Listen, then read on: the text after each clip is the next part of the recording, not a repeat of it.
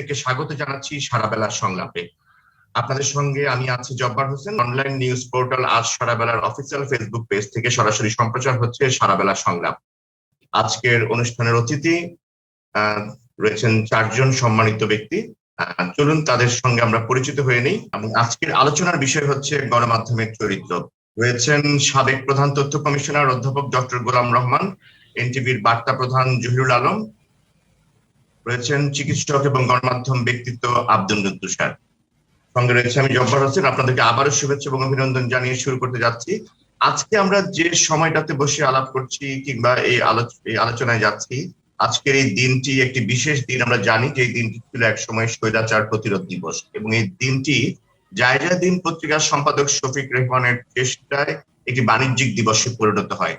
আমি এই জায়গাটিতে আসতে চাই যে এই যে গণমাধ্যমের এই বাণিজ্যিক চেহারা এবং চরিত্র পরিবর্তন যেটি শফিক রহমান সাহেবের মাধ্যমে হয়েছে, এটি কি এর জন্য আমরা আসলে কাকে দায়ী করব? শফিক রহমানকেই আমরা দায়ী করব, নাকি গণমাধ্যমের চরিত্রটি এমন? আমি অধ্যাপক ডক্টর গোলাম রহমানের কাছে যেতে চাই। আমি শেষ কথাটা আমি বুঝতে পারিনি, এখানে একটু সমস্যা হচ্ছে, প্লিজ।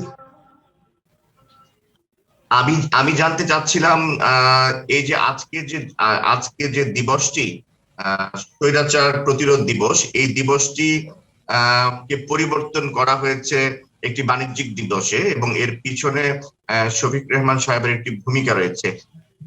এই জন্য আমরা কাকে দায়ী করব? শফিক রহমানকে দায়ী করব, নাকি গণমাধ্যমের চরিত্রই এমন যে বাণিজ্যিক চেহারায় রূপ নেবার যে প্রবণতা সেটিকে? হ্যাঁ, বুঝতে পারছি। ধন্যবাদ। আমি যদি বুঝে থাকি এইভাবে যে এই 14ই ফেব্রুয়ারি কিন্তু আগে যেভাবে ছিল এখন এটাকে পাল্টে দেওয়া হয়েছে, বিষয়টা কিন্তু তা না। এটা বোধহয় আমাদের পারসেপশনের প্রবলেম। আমার মনে হয় বিষয়টা যার যার জায়গায় ঠিকই আছে, কিন্তু আমরা তো সমাজ প্রগতির ধারায় এগোচ্ছি। এই এগুলোটা আমরা বিশ্বের বিচ্ছিন্ন কোনো দেশ নই, বাংলাদেশ বিশ্বের অন্য দেশের মতোই আমরা চলছি, এবং যে কারণে এই বিশ্বের যে বিশ্ব ব্যবস্থাপনায়, বিশেষ করে যোগাযোগ ব্যবস্থাপনায় এবং যোগাযোগের যে পদ্ধতিগত পরিবর্তন হয়েছে, যোগাযোগের যে প্রযুক্তিগত পরিবর্তন হয়েছে, এগুলোর প্রভাব এবং তাতে করে বাণিজ্যিক প্রভাব বড় হয়ে একটা দেখা দিয়েছে যে কোনো দেশের জন্য। সেই জন্য 20 বছর আগে কি ছিল সেটার সাথে এখনকার অবস্থাটা তুলনা করলে, কিংবা আগে যেভাবে আমরা একটা দিবস ছিল, সেটা সাম্রাজ্যবাদ বিরোধী দিবস হোক, সন্ত্রাস বিরোধী দিবস হোক, কিংবা স্বৈরাচার বিরোধী দিবস হোক, সেটার জায়গায় সেই জায়গায়। আর এই যে ভালোবাসা দিবস কিংবা ভ্যালেন্টাইন্স ডে, এটা তো একটা পশ্চিমা বিষয়। আমাদের এখানে গ্লোবালাইজেশনের জন্য, বিশ্বায়নের কারণে, বিশ্ব যোগাযোগ ব্যবস্থার পরিবর্তনের কারণে এটা আমাদের এখানে এসছে। সুতরাং আমার মনে হয় ওটার পরিবর্তে এটা হয়েছে, আমি বলতে রাজি না, কিংবা আমি আমার ব্যক্তিগত ধারণা থেকে আমি এইভাবে বুঝি। এখন বিষয়টা হচ্ছে যে চরিত্র বলতে গণমাধ্যমের চরিত্র হচ্ছে গণমাধ্যম জনগণকে সেবা দিবে, জনগণকে তথ্য দিবে, বিনোদন দিবে, শিক্ষা দিবে, নানান ধরনের বিষয় বুঝতে সাহায্য করবে।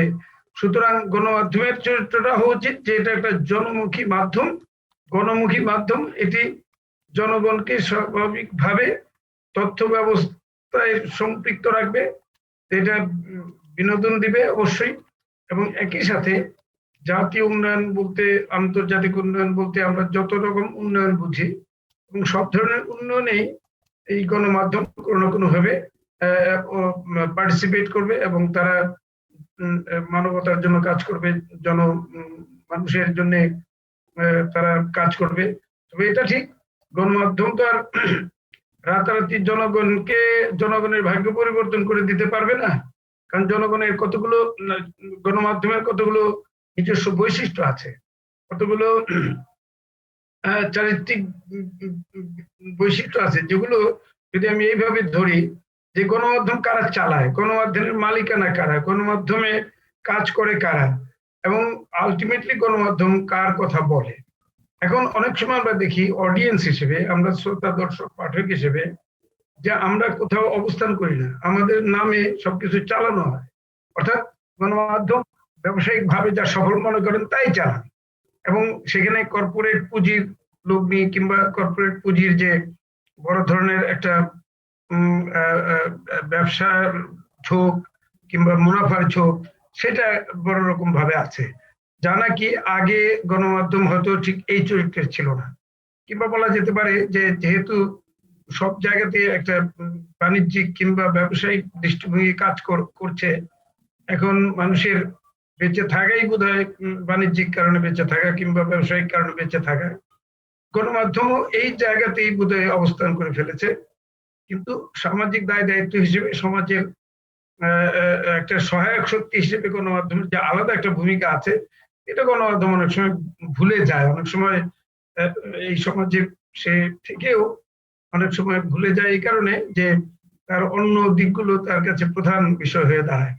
সেই সমস্ত জায়গায় আমার মনে হয় যে গণমাধ্যমের কিছু সামাজিক অঙ্গীকার থাকতে হয়, সামাজিক ভাবে তাদেরকে অংশগ্রহণ করতে হয়, এবং সমাজের বাইরে যে কোনো একটা বিশেষ ধরন কিংবা চরিত্র নিয়ে কিংবা একটা বিদেশের মডেল অনুসরণ করেই একটা গণমাধ্যম অন্য যে কোনো সমাজ কিংবা দেশে সেইভাবে চলতে পারে না। সুতরাং একটা গণমাধ্যম, যে কোনো গণমাধ্যমে সেটা সেই মাটিতে সেই সমাজে তাকে আলাদাভাবে নিজেকে উপস্থাপিত করতে হয়।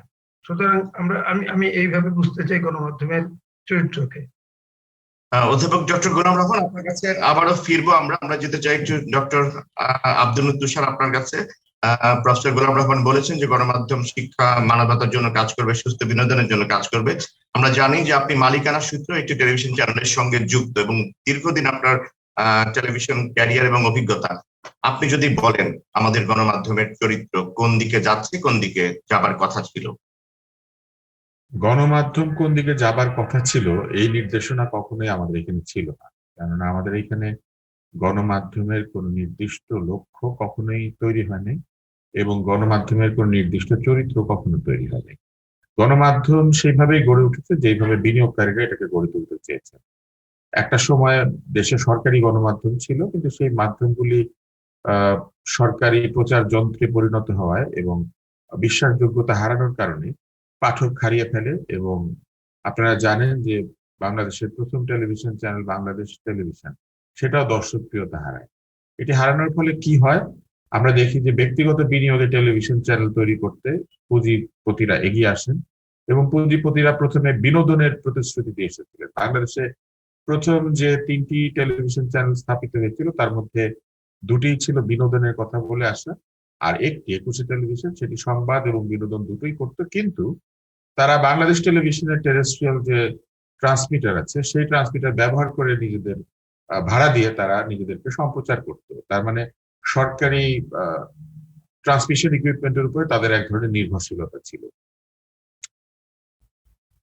মূল যে বিষয়টি দাঁড়িয়েছে সেটি হচ্ছে যে আমাদের এখানে পুঁজির চরিত্র যেমন, সেইভাবেই গণমাধ্যমের চরিত্র দাঁড়িয়েছে এবং পুঁজিপতিরা যারা মালিক হয়েছেন তারা তাদের প্রয়োজনে তাদের গণমাধ্যমগুলিকে ব্যবহার করে থাকেন। আমরা খুবই অল্প কয়েকটি ব্যতিক্রম ছাড়া আমরা দেখবো যে অধিকাংশ ক্ষেত্রেই যার যার গণমাধ্যম তার তার কথা বলে এবং এমনকি তাদের মালিকের প্রশংসা করা, তাদের মালিকের আত্মীয় স্বজনকে দিয়ে গান গাওয়ানো থেকে শুরু করে নাটক অভিনয় করানো, এসব করে থাকে। অল্প কয়েকটি মাত্র প্রাইভেট চ্যানেল আছে যারা প্রফেশনালি অপারেট করে এবং আপনি দেখবেন যখন আপনি টেলিভিশন রেটিং পয়েন্ট নেবেন তখন দেখবেন যে তারাই ওপরে থাকে। আমার এখানে জহিরুল আলম সাহেব আছেন বলে আমি কথাটা বলছি না, কিন্তু এনটিভি একটি প্রফেশনালি অপারেটেড টেলিভিশন চ্যানেল। যেরকম আমি বলবো যে আরো 2-1টি চ্যানেল আছে যারা RTV professionally operated television channel. আপনি দেখবেন যে এদের টিআরপি সবসময় একটা নির্দিষ্ট জায়গাতে থাকে, পড়ে যায় না। দুরন্ত টেলিভিশন খুবই প্রফেশনালি অপারেটেড একটি টেলিভিশন চ্যানেল, যদিও এর মালিকানা একজন মন্ত্রী। তো তার মানে কি? তার মানে হচ্ছে যে মালিক যদি ইচ্ছা করেন তাহলে তিনি প্রফেশনালি তার গণমাধ্যমটিকে পরিচালনা করতে পারেন, আর যদি ইচ্ছা না করেন তাহলে এটিকে তার লাঠিয়াল বাহিনী হিসেবে ব্যবহার করতে পারেন। আমাদের এখানে সবচেয়ে দুর্বল একটি প্রতিষ্ঠানে পরিণত হয়েছে প্রেস কাউন্সিল। আপনি দেখবেন যে প্রেস কাউন্সিল কেবলমাত্র সতর্ক করা এবং বকে দেওয়া ছাড়া আর তেমন কিছু করতে পারে না, এবং সাম্প্রতিককালে প্রেস কাউন্সিলের কোনো নড়াচড়া আমরা দেখতে পাই না। নানান ধরনের খবরাখবর বের হয় এবং সবচেয়ে বড় চ্যালেঞ্জ হিসেবে এখন গণমাধ্যমের সামনে দাঁড়িয়ে গেছে সোশ্যাল মিডিয়া, যেখানে নানা ধরনের খবরাখবর বের হয়, যে খবরাখবর প্রতিনিয়ত গণমাধ্যমে প্রকাশিত খবরকে চ্যালেঞ্জ করে অথবা গণমাধ্যমে প্রকাশিত খবরের অনেক সময় বিপরীতেও চলে যায়। এই সবকিছু মিলিয়ে আমাদের এখানে এখন যে অবস্থাটি আছে সেটি একটি আমি বলবো যে গোঁজামিল বা গন্ডগোলের অবস্থা, যেখানে কিছু চ্যানেল প্রফেশনালি চলার চেষ্টা করছে, কিছু পত্রিকা প্রফেশনালি চলার চেষ্টা করছে, আর অধিকাংশই যার যার মালিকের ইচ্ছা অনুযায়ী পরিচালিত হচ্ছে এবং মালিক যা বলেন সেইভাবে হিজ মাস্টার্স ভয়েসে পরিণত হচ্ছে। আর শফিক রেহমানের বিষয়টি আমি একটু জব্বার সাহেব আপনাকে বলতে চাই। শফিক রেহমান বাংলাদেশে ভ্যালেন্টাইন ডেকে জনপ্রিয় করেছেন বা করার পেছনে ভূমিকা রেখেছেন, এটা সত্য, কিন্তু এইখানে তার পত্রিকা বা তার কোনো ব্যবসায়িক উদ্দেশ্য ছিল না। কেননা জায়জাদিন কোনো ভ্যালেন্টাইন্স ফ্র্যাঞ্চাইজও বিক্রি করতো না, আর উনি ফুলের ব্যবসাও করতেন না। উনি কোনো কসমেটিক্স বা ডিনার বা একটা খেলে একটা ফ্রি এই ধরনের কোনো হোটেলেরও মালিক ছিলেন না। উনি কাজটা করেছিলেন এক ধরনের পশ্চিমা সংস্কৃতির প্রতি তার এক ধরনের ভালোবাসা ছিল বা আছে। তার ভিত্তিতে তিনি চেয়েছিলেন যে একটা ভালোবাসা দিবস চালু করে দিতে পারলে ছেলে মেয়েরা ভালোবাসবে, ভালোবাসার কথা বলবে, এক ধরনের মুক্ত সংস্কৃতি তৈরি হবে।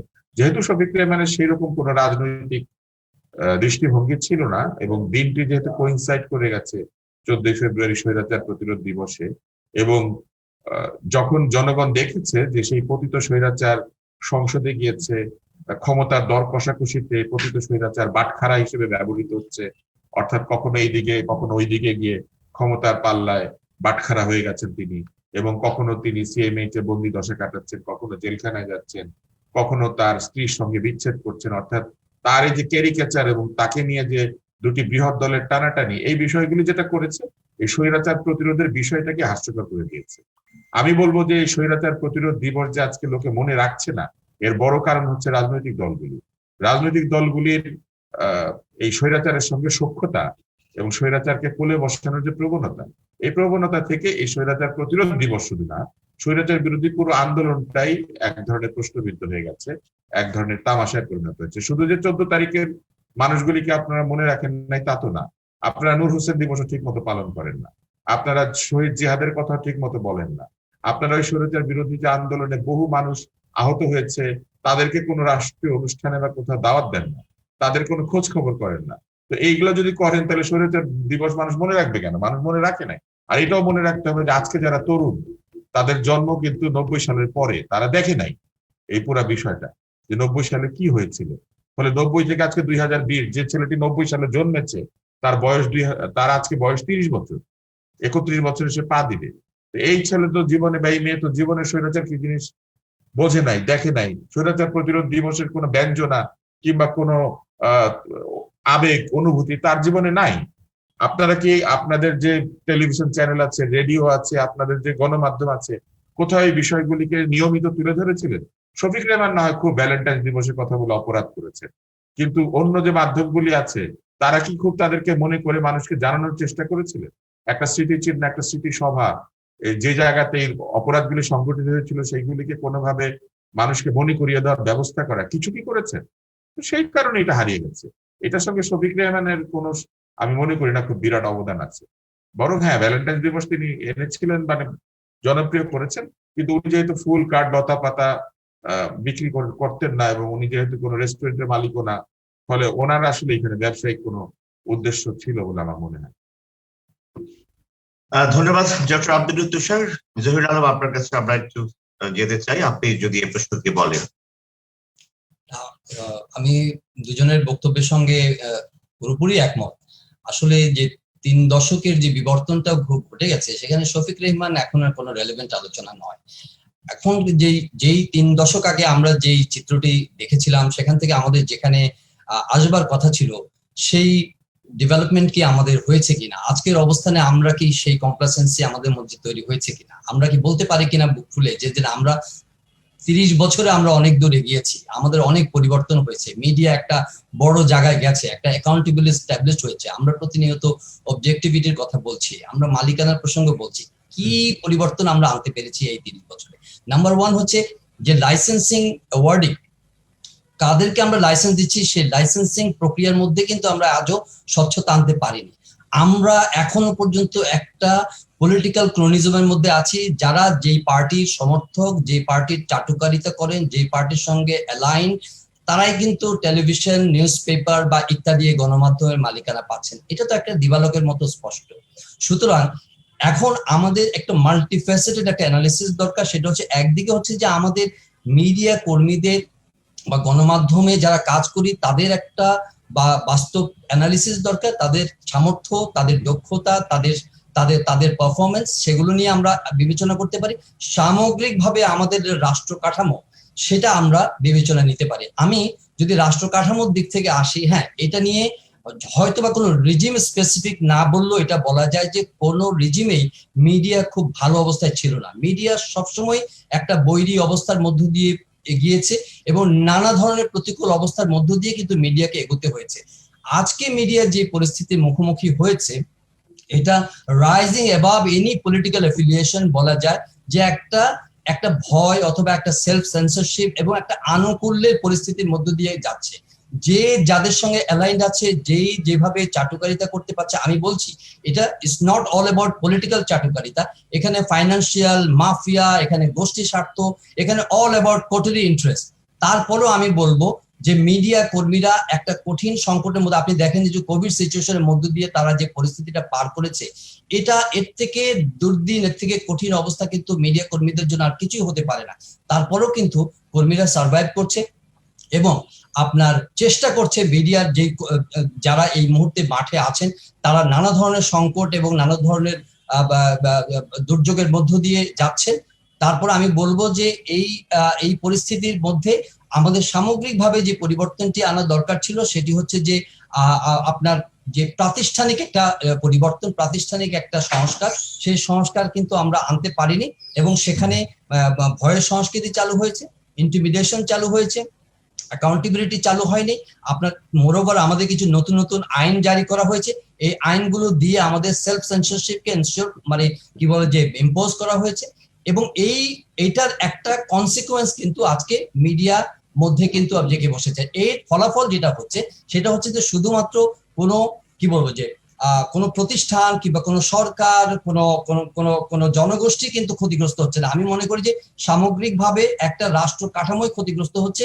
মিডিয়ার এই চরিত্রটা এভাবে আজকে যেভাবে প্রতিভাত হয়েছে, এখানে আমার মনে হয় যে এটা যদি আমাদের রাষ্ট্রযন্ত্র কিংবা আমাদের প্রতিষ্ঠানগুলো যত তাড়াতাড়ি এটা বুঝতে পারবে যে অ্যাকচুয়ালি আপনি যে সোশ্যাল মিডিয়ার কথা বলছেন, এখন নানা ধরনের রিউমার, নানা ধরনের মিথ্যা সংবাদ, নানা ধরনের গুজব, নানা কিছু ছড়িয়ে পড়েছে, কিন্তু মেইন স্ট্রিম মিডিয়া যদি ক্রমাগত আপনার দুর্বল হতে থাকে, তাহলে অল্টারনেটিভ মিডিয়াগুলো যে ন্যারেটিভ গুলো দিচ্ছে, যে ভয়েস গুলো আসছে, এগুলো কিন্তু আপনাকে ক্রমাগত ভাবে আপনাকে কিন্তু একটা নেতিবাচক পথে ধাবিত করে। আপনি জানেন যে ছাত্ররা যখন কোটা আন্দোলন করে তখন একসময় কিন্তু খবর প্রচার হয়ে গেছিল যে একটি রাজনৈতিক দলের কার্যালয়ে মানে কি বলে যে ধর্ষণের ঘটনা ঘটছে বা এই ধরনের মানে খারাপ কাজ হচ্ছে বা এই কথাগুলো প্রচার হয়েছে অল্টারনেটিভ মিডিয়াতে, সোশ্যাল মিডিয়াতে, হুইচ ইজ নট ট্রু। এটা কিন্তু কোনো ধরনের বাস্তব কোনো কিন্তু আপনার সত্যতা ছিল না।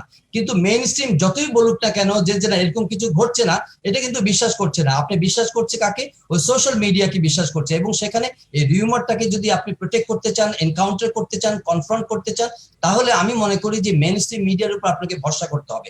কিন্তু তা আমরা না করে আমরা এক ধরনের একটা কি বলে পুঁজির আধিপত্য তৈরি করেছি। এখন কিছু মালিক আছেন, তারা তাদের গোষ্ঠী স্বার্থ রক্ষা করছে এবং তাদের পলিটিক্যাল এলিজিয়েন্স কে দিয়ে তারা তাদের, আমি খুবই মানে কি বলবো যে খুবই দুর্ভাগ্য এটা আমি বলতে বাধ্য হচ্ছি যে some people are trying to protect their ill-gotten money through their media. তারা এটাকে লাঠিয়াল হিসেবে ব্যবহার করার চেষ্টা করছে।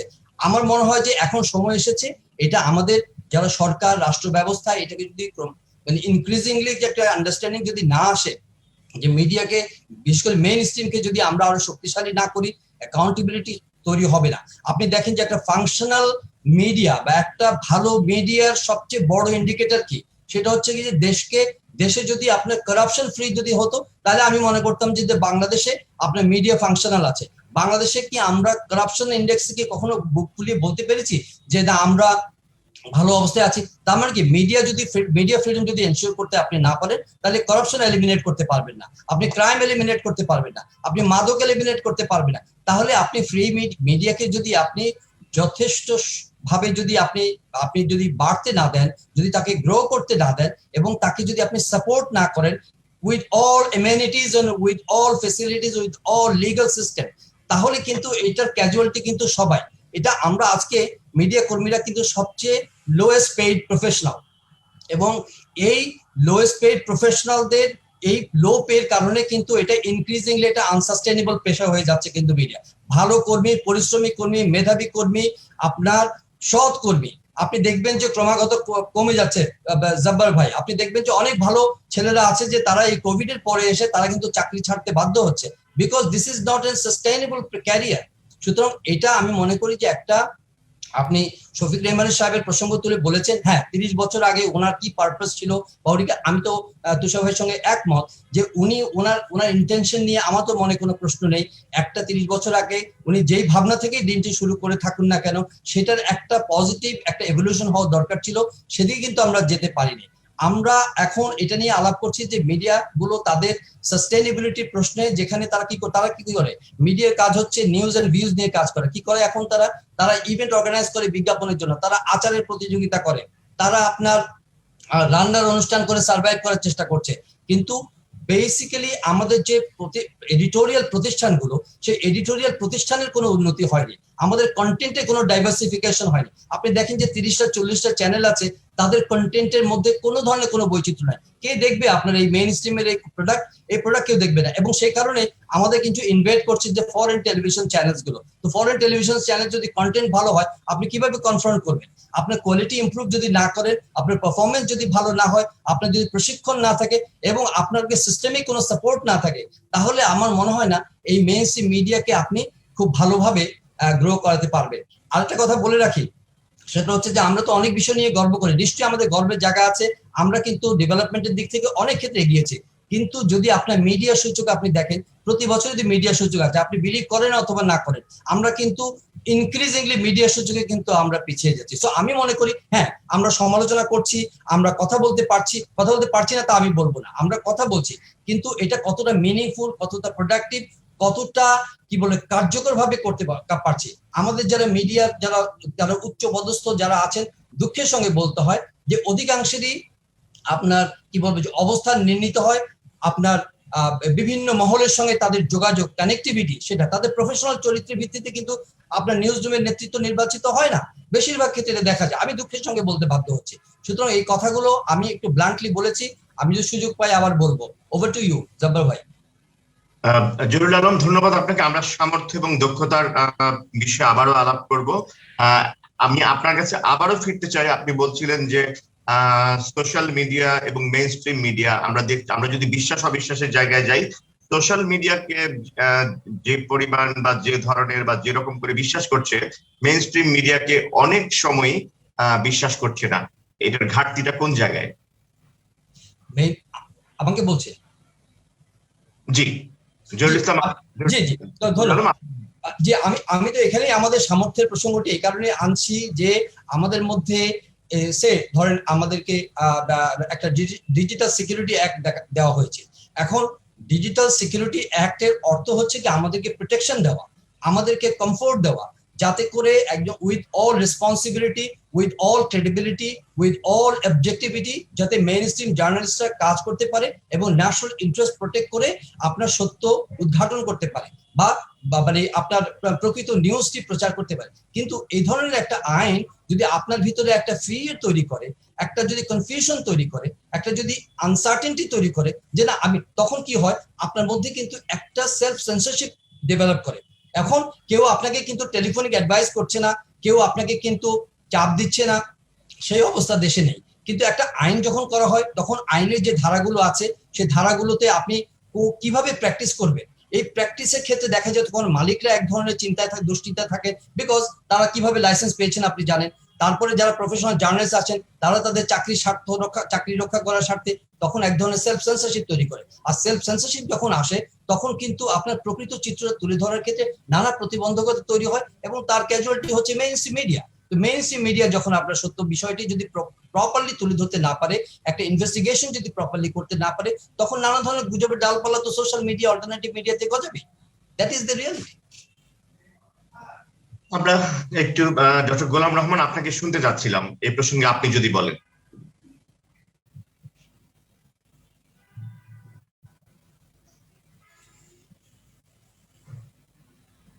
যে কথাটা হচ্ছিল যে সোশ্যাল মিডিয়ার সাথে গণমাধ্যমের মাস মিডিয়ার একটা তুলনা হচ্ছে এখানে।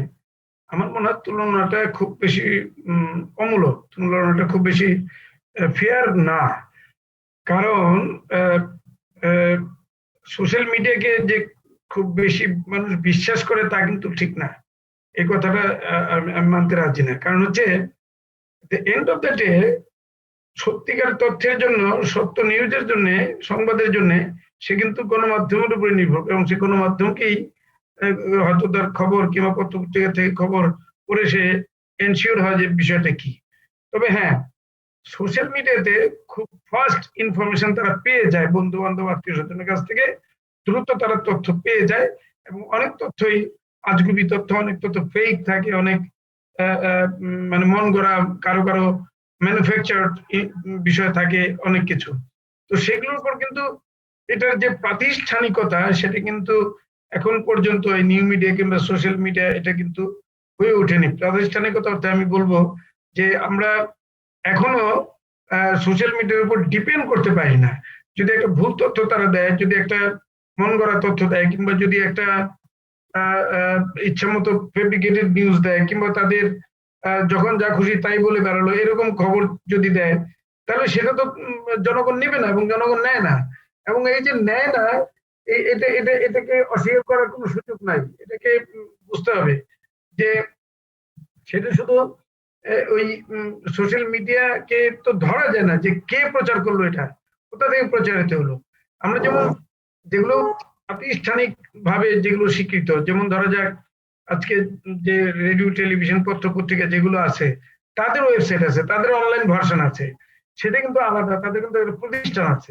কিন্তু যারা ইন্ডিভিজুয়াল হিসেবে আমরা যখন ওই সিটিজেন জার্নালিজমের কথা বলি, তখন আমরা ওই জনগণকে নাগরিক ভাবে সাংবাদিকতার অংশ হিসেবে বলি যে সোশ্যাল মিডিয়া খুব পাওয়ারফুল, খুব স্ট্রং। স্ট্রং এই সেন্স যে সেটা পার্টিসিপেশন অনেক বেশি, তাদের ইন্টারাকশন অনেক বেশি হয়, এটা মাল্টি ডিরেকশনাল, সবাই সবার কাছে কথা বিনিময় করতে পারে, শেয়ার করতে পারে ইত্যাদি, লাইক দিতে পারে, শেয়ার দিতে পারে। গণমাধ্যমে তো সেই সুযোগটা নেই, সেই ফিডব্যাক তো সাথে সাথে হয় না। তো সুতরাং এটা একটা ভিন্ন, দুটোর নেচারটাই ভিন্ন। স্যার আমি স্যার আপনাকে সমর্থন করে জাস্ট একটু 30 সেকেন্ডে বলি, আমি আপনার সঙ্গে একমত স্যার। কারণ সোশ্যাল মিডিয়া কখনো মেইন স্ট্রিম মিডিয়ার বিকল্প নয়, কিন্তু আমি যেটা বলছি যে মেইন স্ট্রিম মিডিয়া যদি মানে তাদের যদি অবজেক্টিভিটি অথবা তাদের ক্রেডিবিলিটি নিয়ে যদি তাদের প্রশ্ন থাকে, অথবা তারা সত্যটা কথাটা যদি প্রপারলি বলতে না পারে, অথবা তারা যদি উদ্ঘাটন করতে না পারে, তখন এই জিনিসগুলো ডালপালা গজায় এবং এই কনফিউশন গুলো তৈরি হয় মানে অল্টারনেটিভ মিডিয়া।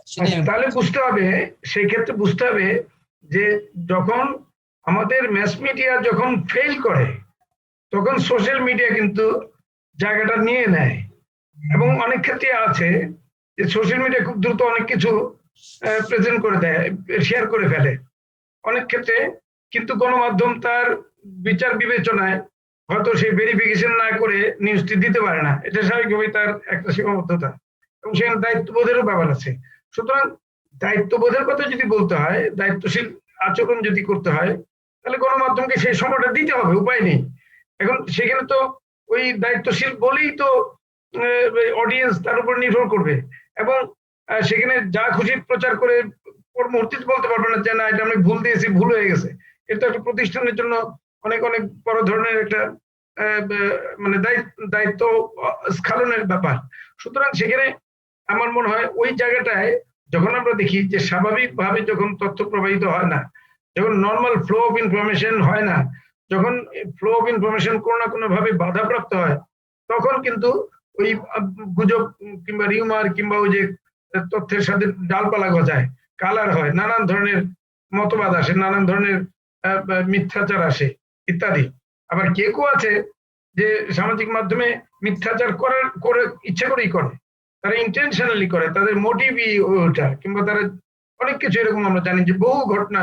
এখন আপনি ইউটিউবে প্রচুর ম্যাটেরিয়াল পাবেন, কন্টেন্ট পাবেন যেখানে কোনো ধরনের সত্যতা নেই, একেবারে মানে বাংলাদেশ সম্পর্কে এমন কিছু তথ্য আসছে, আজগুবি সমস্ত তথ্য। আমি গতকাল রাত্রেও দেখছিলাম, আমি আর বলতে চাই না, কারণ যেগুলো আমি জানি যে বানানটি ভুল বানান, সেই ভুল বানান একজন শিক্ষক তার বোর্ডে, ব্ল্যাক বোর্ডে কিংবা হোয়াইট বোর্ডে কিন্তু তিনি লিখবেন না। এটি হচ্ছে আজকাল নিয়ম।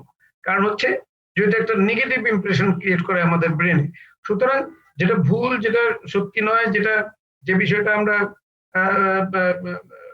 কনফার্ম না কিংবা ভেরিফাইড না যে ইনফরমেশনটা, সেটা অবশ্যই আমরা প্রচার কিংবা উপস্থাপন করব না, এটা পরিষ্কার। আরেকটা বিষয় আমি এই ক্ষেত্রে বলে আমি বের হবো, সেটা হচ্ছে যে আমাদের মিডিয়ার যে কন্টেন্ট তৈরি হচ্ছে, সেই মিডিয়াটা একটা যেমন এর আগে ডক্টর তুষার বলেছেন, সবাই মোটামুটি আমরা এগ্রি করেছি যে একটা মিডিয়া কিন্তু একটা চারিত্রিক বৈশিষ্ট্য হচ্ছে তার মালিকানার ধরনের উপর এটা ডিপেন্ড করে অবশ্যই। কিন্তু আবার একই সাথে দেখতে হবে যে এই মিডিয়ার কন্টেন্ট যারা তৈরি করছেন, হু আর দোজ পিপল। এই মিডিয়ার যে মানে কন্টেন্ট মেকার, যারা প্রডিউসার, তারা কারা? তারা কিন্তু একটা এলিটিস্ট সোসাইটির রিপ্রেজেন্ট করে। তারা কিন্তু নিজেদের ক্লাস যেভাবেই হোক না কেন, মধ্যবিত্ত ক্লাস হোক, যাই হোক, কিংবা উচ্চ মধ্যবিত্ত হোক, কিন্তু তারা রিপ্রেজেন্ট করতে চান একটা আপার ক্লাস কিংবা মিডল ক্লাস, এই ধরনের লোকজনকে। আমাদের যে প্রান্তিক জনগণ কিংবা আমাদের যে খেটে খাওয়া মানুষ কিংবা আমাদের যে অন্তত প্রায় 65-70% লোক গ্রামে বাস করে, আমাদের যে সাধারণ মানুষ, তাদের কথা কিন্তু খুব ওইভাবে উপস্থাপিত হয় না। কেন হয় না? অনেক ক্ষেত্রে আমরা বুঝি যে তাদের দুঃখ বেদনা, তাদের ঘাত প্রতিঘাত অনেক বেশি জটিল, অনেক বেশি মানে মানবিক এবং অনেক বেশি যন্ত্রণাময়। সেগুলো আমরা তো গণমাধ্যমে সবসময় যন্ত্রণা কিংবা ব্যথা কিংবা বেদনা এটা দেখতে চাই না। আমরা একটু আনন্দ দেখতে চাই, আমরা একটু হাসি খুশি দেখতে চাই, আমরা একটু এন্টারটেনমেন্ট চাই ইত্যাদি। সুতরাং মিডিয়া তো আমাদের কালচার কিংবা আমাদের সোসাইটিকে একেবারে টোটালি রিপ্রেজেন্ট করে এটা বলা যাবে না। সুতরাং সেখানেও কিন্তু মিডিয়ার একটা আলাদা চরিত্র আছে। they create a new genre of culture, they create new genre of societal activities। বিষয়টা খেয়াল করতে হবে। কারণ আমরা দেখি একটা যখন একটা নাটক হয়, একটা মুভি হয়, তখন আমরা একটা কাহিনীর রূপায়ণ দেখি। কাহিনীটা যতই মানে বাস্তবিক হোক, তারপরেও সেটা কাহিনী থাকে। এবং সেখানে আমরা প্রেম ভালোবাসার দৃশ্য দেখি, পরে পর মুহূর্তে একটা গানের দৃশ্য দেখি কিংবা একটা নাচের দৃশ্য দেখি, যা নাকি আমাদের বাস্তব জীবনে হয়তো কখনোই সম্ভব না কিংবা আমাদের এই সমাজে কখনোই আমরা দেখি না। কিন্তু যখন মিডিয়াতে রূপান্তরিত হয় বিষয়টি, ওই মেসেজটিকে, ওই কন্টেন্টটি, ওটা আলাদা মাত্রা ধারণ করে। সুতরাং মাস মিডিয়া কিন্তু আমাদের বাস্তবতা কিংবা রিয়ালিটিকে রিপ্রেজেন্ট করে এটা বলা যাবে না। এবং ওই যে এলিটিস্ট সোসাইটির একটা representation to the media, that is also very important issue. কারণ হচ্ছে যে আমরা জনগণের জন্য কতখানি নিবেদিত, আমরা মানবতার জন্য কতখানি নিবেদিত, এই জায়গাটা যে কথাটা জোর সাহেব বলছিলেন যে আমরা প্রায় সবগুলি টেলিভিশন চ্যানেল প্রায় কম বেশি একই রকম অনুষ্ঠান উপস্থাপন করি, পরিবেশন করি। শুধুমাত্র আপনি যদি লোগোটা পাল্টে দেন তাহলে খুব বেশি বোঝা যাবে না যে এটা কোন টিভির স্পেসিফিক কোনো তাদের আলাদা বৈশিষ্ট্য আছে কিনা কিংবা আলাদা কোনো ব্যাকগ্রাউন্ড আছে কিনা, কিছু বোঝার উপায় নেই। সুতরাং তাহলে বুঝতে হবে যে we fail to create something new for our society. আমাদের সোসাইটিটা কি আমরা আসলে ততটা বুঝতেই এখনো পারিনি। এবং বুঝতে হবে যে আমরা কিন্তু যতটাই করছি, যেটুকুই আমরা পরিবেশন করছি, প্রায় সবটাই ওই বিদেশি মিডিয়া থেকে, সেই অভিজ্ঞতা থেকে, সেই ফর্মুলায়, সেই কন্টেন্টের আদলে আমরা করে যাচ্ছি। বিষয়টা এই জায়গায়। তবে হ্যাঁ, অনেক ক্ষেত্রে হয়তো আমরা নতুন কিছু দিয়েছি, অনেক ক্ষেত্রে নতুন আমরা পেয়েছি, দেখেছি, রেডিও টেলিভিশন ইভেন পত্র পত্রিকায় কিছু কিছু নতুন আছে। কিন্তু সেটা কিন্তু খুব মানে একেবারেই ভিন্ন একটা কন্টেন্ট কিংবা আধিও আমরা উপস্থাপন করতে পেরেছি, এটা বোধহয় বলা যাবে না। সেই জন্য আমার মনে হয় আগে ধরা যাক আমাদের পত্রিকার কথা, পত্রিকা একটা মানে প্রিন্টেড ভার্সন নিউজ পেপার, শতকরা কয়জন লোক সংবাদপত্র পড়ে? Not even 5% people of our country, তাই না? শতকরা 5 জন লোক যদি না পড়ে, যদি 10 জন লোক না পড়ে, তাহলে এই গণমাধ্যম কাকে রিপ্রেজেন্ট করে আপনি বলেন? এবং একই সাথে হয়তো টেলিভিশন 60% লোক কিংবা এরকম দেখে, 50-60% লোক দেখে। যদিও আবার এগুলোকে আবার আলাদা করে ডিফাইন করা হয় যে এক মাসে একদিন টেলিভিশন দেখেছে তাকেই দর্শক বলে ধরে নেওয়া হয়, কিংবা যিনি মাসে একদিন পত্রিকা পড়েছেন তাকেই পাঠক বলে ধরে নেওয়া হয়। এই ধরনের মিডিয়া স্টাডিতে এটা লুজলি বলা হয় প্রায় 70-80% লোক টেলিভিশন দেখে। আসলে রিয়ালিটি কি? রিয়ালিটি কিন্তু তা নয়। রিয়ালিটি হচ্ছে অ্যাবাউট 50%। বিশেষ করে যেমন গ্রামের মহিলারা, নারী কিংবা গ্রামের ছেলে মেয়েরা কিংবা অনেকেই টেলিভিশন তাদের এখনো তাদের অ্যাক্সেসের মধ্যে নেই। তো সুতরাং আর পত্রপত্রিকা তো পরিষ্কার যে শুধু লেখাপড়া জানলে যে পত্রিকা পড়ে তার তো সেটাও না। ইভেন 10 টাকা খরচ করে যে একটা পত্রিকা সে কিনবে, এই কালচারই আমাদের হয়নি। তাহলে বুঝতে হবে যে রেডিও অনেক সস্তা একটা মিডিয়াম ছিল, সেটাও এখন সেই জনপ্রিয়তা হারিয়েছে। এখন টেলিভিশন সেই জায়গাটা অনেকটা দখল করে ফেলেছে। তাহলে আমাদের এই গণমাধ্যমের যে চরিত্র, এটাও তো বুঝতে হবে যে আমাদের মিডিয়াতে শুধু রিপ্রেজেন্ট করে তাই নয়, মিডিয়াটা আলাদা একটা ক্যারেক্টার ডেভেলপ হয়েছে এইভাবে। কিন্তু এই জায়গাটায় আমার মনে হয় গণমুখী করে তোলা দরকার। অথচ আমরা যখন ডেমোক্রেটিক প্র্যাকটিসের কথা বলি, আমরা যখন গণতন্ত্রের কথা বলি, আমরা যখন প্রেস ফ্রিডমের কথা বলি, আমরা যখন মিডিয়ার ফ্রিডমের কথা বলি, তখন কিন্তু আমরা অনেক উচ্চকিত, অনেক সোচ্চার। কিন্তু আমরা এটা বুঝি না যে আমাদের মিডিয়া আমাদের সোসাইটিকে রিপ্রেজেন্ট করে না। যদিও ডেমোক্রেটিক ভাবে আমি ভোট দিতে চাই, সবাই ভোট দেয়, ঠিক আছে, কিন্তু গণমাধ্যমে পার্টিসিপেশনটা কিন্তু সেই রকম গণতান্ত্রিক না।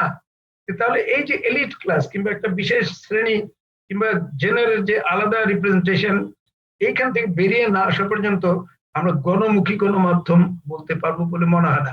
যে কারণে আমি গণমাধ্যমকে এটা গণমাধ্যম না বলে এটা শ্রেণী মাধ্যম বলতে চাই। শ্রেণী মাধ্যম এই জন্য যে শিক্ষিত শ্রেণী কিংবা যারা উপার্জনশীল শ্রেণী কিংবা অর্থনৈতিক ভাবে যারা যারা মিডিয়াকে ওন করেন কিংবা মিডিয়ার অ্যাক্সেস আছে কিংবা পত্রপত্রিকা কিনে পড়তে পারেন, এটা একটা শ্রেণী মাধ্যম। যদিও এটা চালু হয়েছে গণমাধ্যম, একটা mass media, but still in reality it is not. আমি থামছি, পরে আবার দরকার হলে সুযোগ পেলে আবার বলবো। ধন্যবাদ। ডক্টর গোলাম রহমান, আপনাকে আমরা আবারও শুনবো। যেতে চাই একটু আব্দুল স্যারের কাছে। ডক্টর গোলাম রহমান বলেছেন যে আমাদের মিডিয়া আসলে আমাদেরকে রিপ্রেজেন্ট করে না। এই যে আমাদের গ্যাপটি কিংবা এই যে আমাদের দুর্বলতাটি, এই জায়গা থেকে আপনি ব্যাখ্যা করে বলবেন এবং কোনো পরামর্শ আছে কিনা আপনার দীর্ঘদিনের টেলিভিশন অভিজ্ঞতা থেকে যদি বলেন, কি করে গণমাধ্যম গণমুখী হয়ে উঠতে পারে? গণমাধ্যম গণমুখী হয়ে উঠতে পারে যদি গণমাধ্যমের একটি রাজনৈতিক এবং সামাজিক দৃষ্টিভঙ্গি থাকে। দুর্ভাগ্যজনকভাবে আমাদের গণমাধ্যমগুলির রাজনৈতিক এবং সামাজিক দৃষ্টিভঙ্গি নাই, শুধুমাত্র আর্থিক এবং আমি বলবো যে এক ধরনের শক্তি প্রদর্শন ভিত্তিক দৃষ্টিভঙ্গি আছে। যে কারণে গণমাধ্যমগুলি প্রকৃত অর্থে জনগণের কথা না বলে একটি শ্রেণীর কথা, ধনী শ্রেণী কিংবা উচ্চ মধ্যবিত্ত শ্রেণীর কথা বলে। আপনি লক্ষ্য করলে দেখবেন যে আমাদের যে বিজ্ঞাপনগুলি, এই বিজ্ঞাপনগুলিও উচ্চ মধ্যবিত্ত এবং উচ্চবিত্তদের দিকে লক্ষ্য করেই তৈরি হয়ে থাকে। এবং আমাদের বিজ্ঞাপন থেকে শুরু করে আমাদের অনুষ্ঠান, কোনো কিছুই আমরা সব মানুষের জন্য তৈরি করি না, আমরা কিছু মানুষের জন্য তৈরি করি।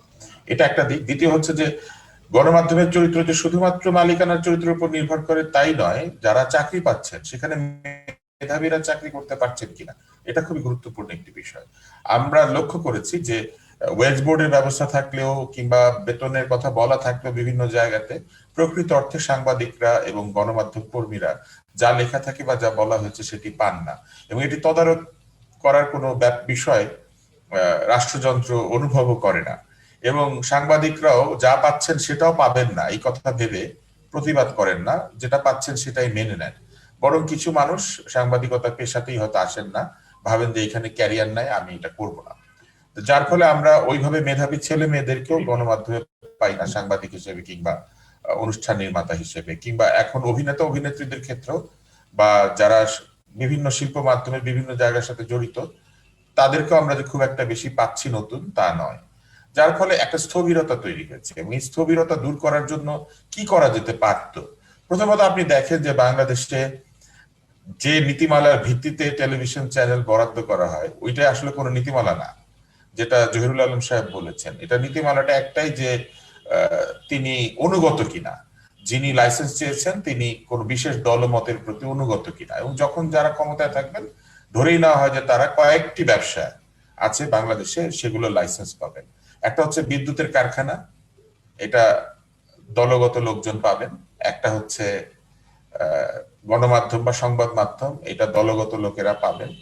এবং আরেকটা হচ্ছে আপনি যদি ব্যাংক, বীমা, আর্থিক প্রতিষ্ঠানের মালিক হতে চান তাহলে দলগত লোক হতে হবে। অর্থাৎ আপনি শুধু যে অনুষ্ঠান নির্মাণের ক্ষেত্রে জাতিকে রিপ্রেজেন্ট করছেন না তাই না, আপনি ব্যবসায়ীদের ভেতর থেকে এক দলকে রিপ্রেজেন্ট করছেন, আরেক দলকে করছেন না।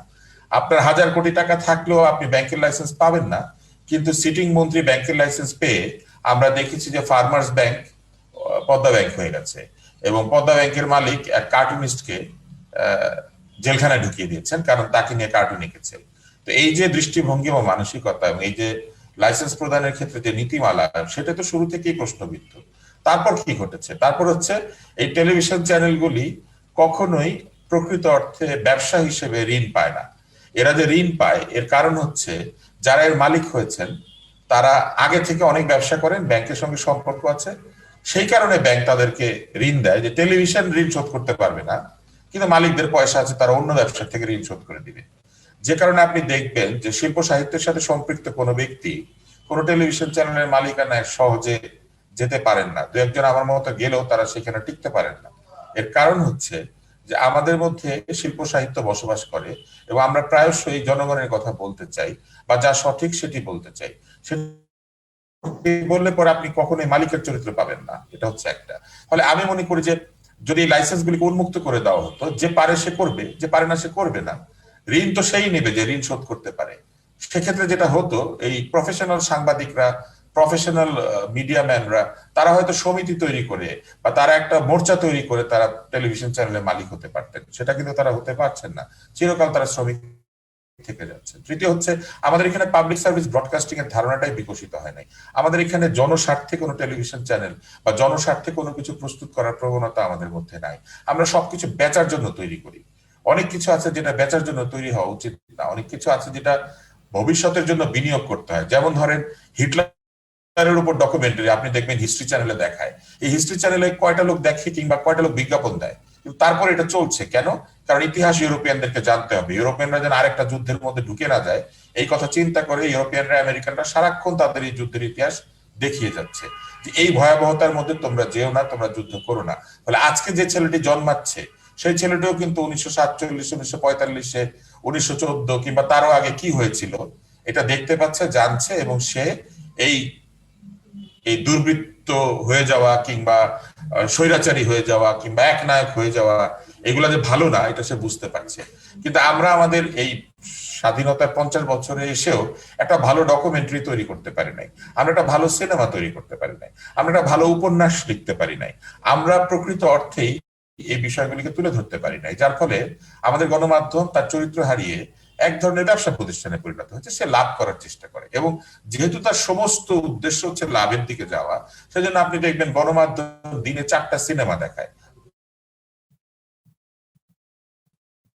4টা সিনেমা দেখিয়ে টেলিভিশন চ্যানেল লাভ করার চেষ্টা করে। রেডিওতে এমন অনুষ্ঠান হয় যে অনুষ্ঠানে যে ভাষা এবং বক্তব্য অশ্রাব্য, এবং রেডিওতে ভূত আছে এটা প্রচার করা হয় যে ভূত আছে, রাতের বেলা জিন আসে, এটা রেডিওর মধ্যে অনুষ্ঠান হয়, এটা বলে হরর, এটা নাকি হরর ভিত্তিক অনুষ্ঠান।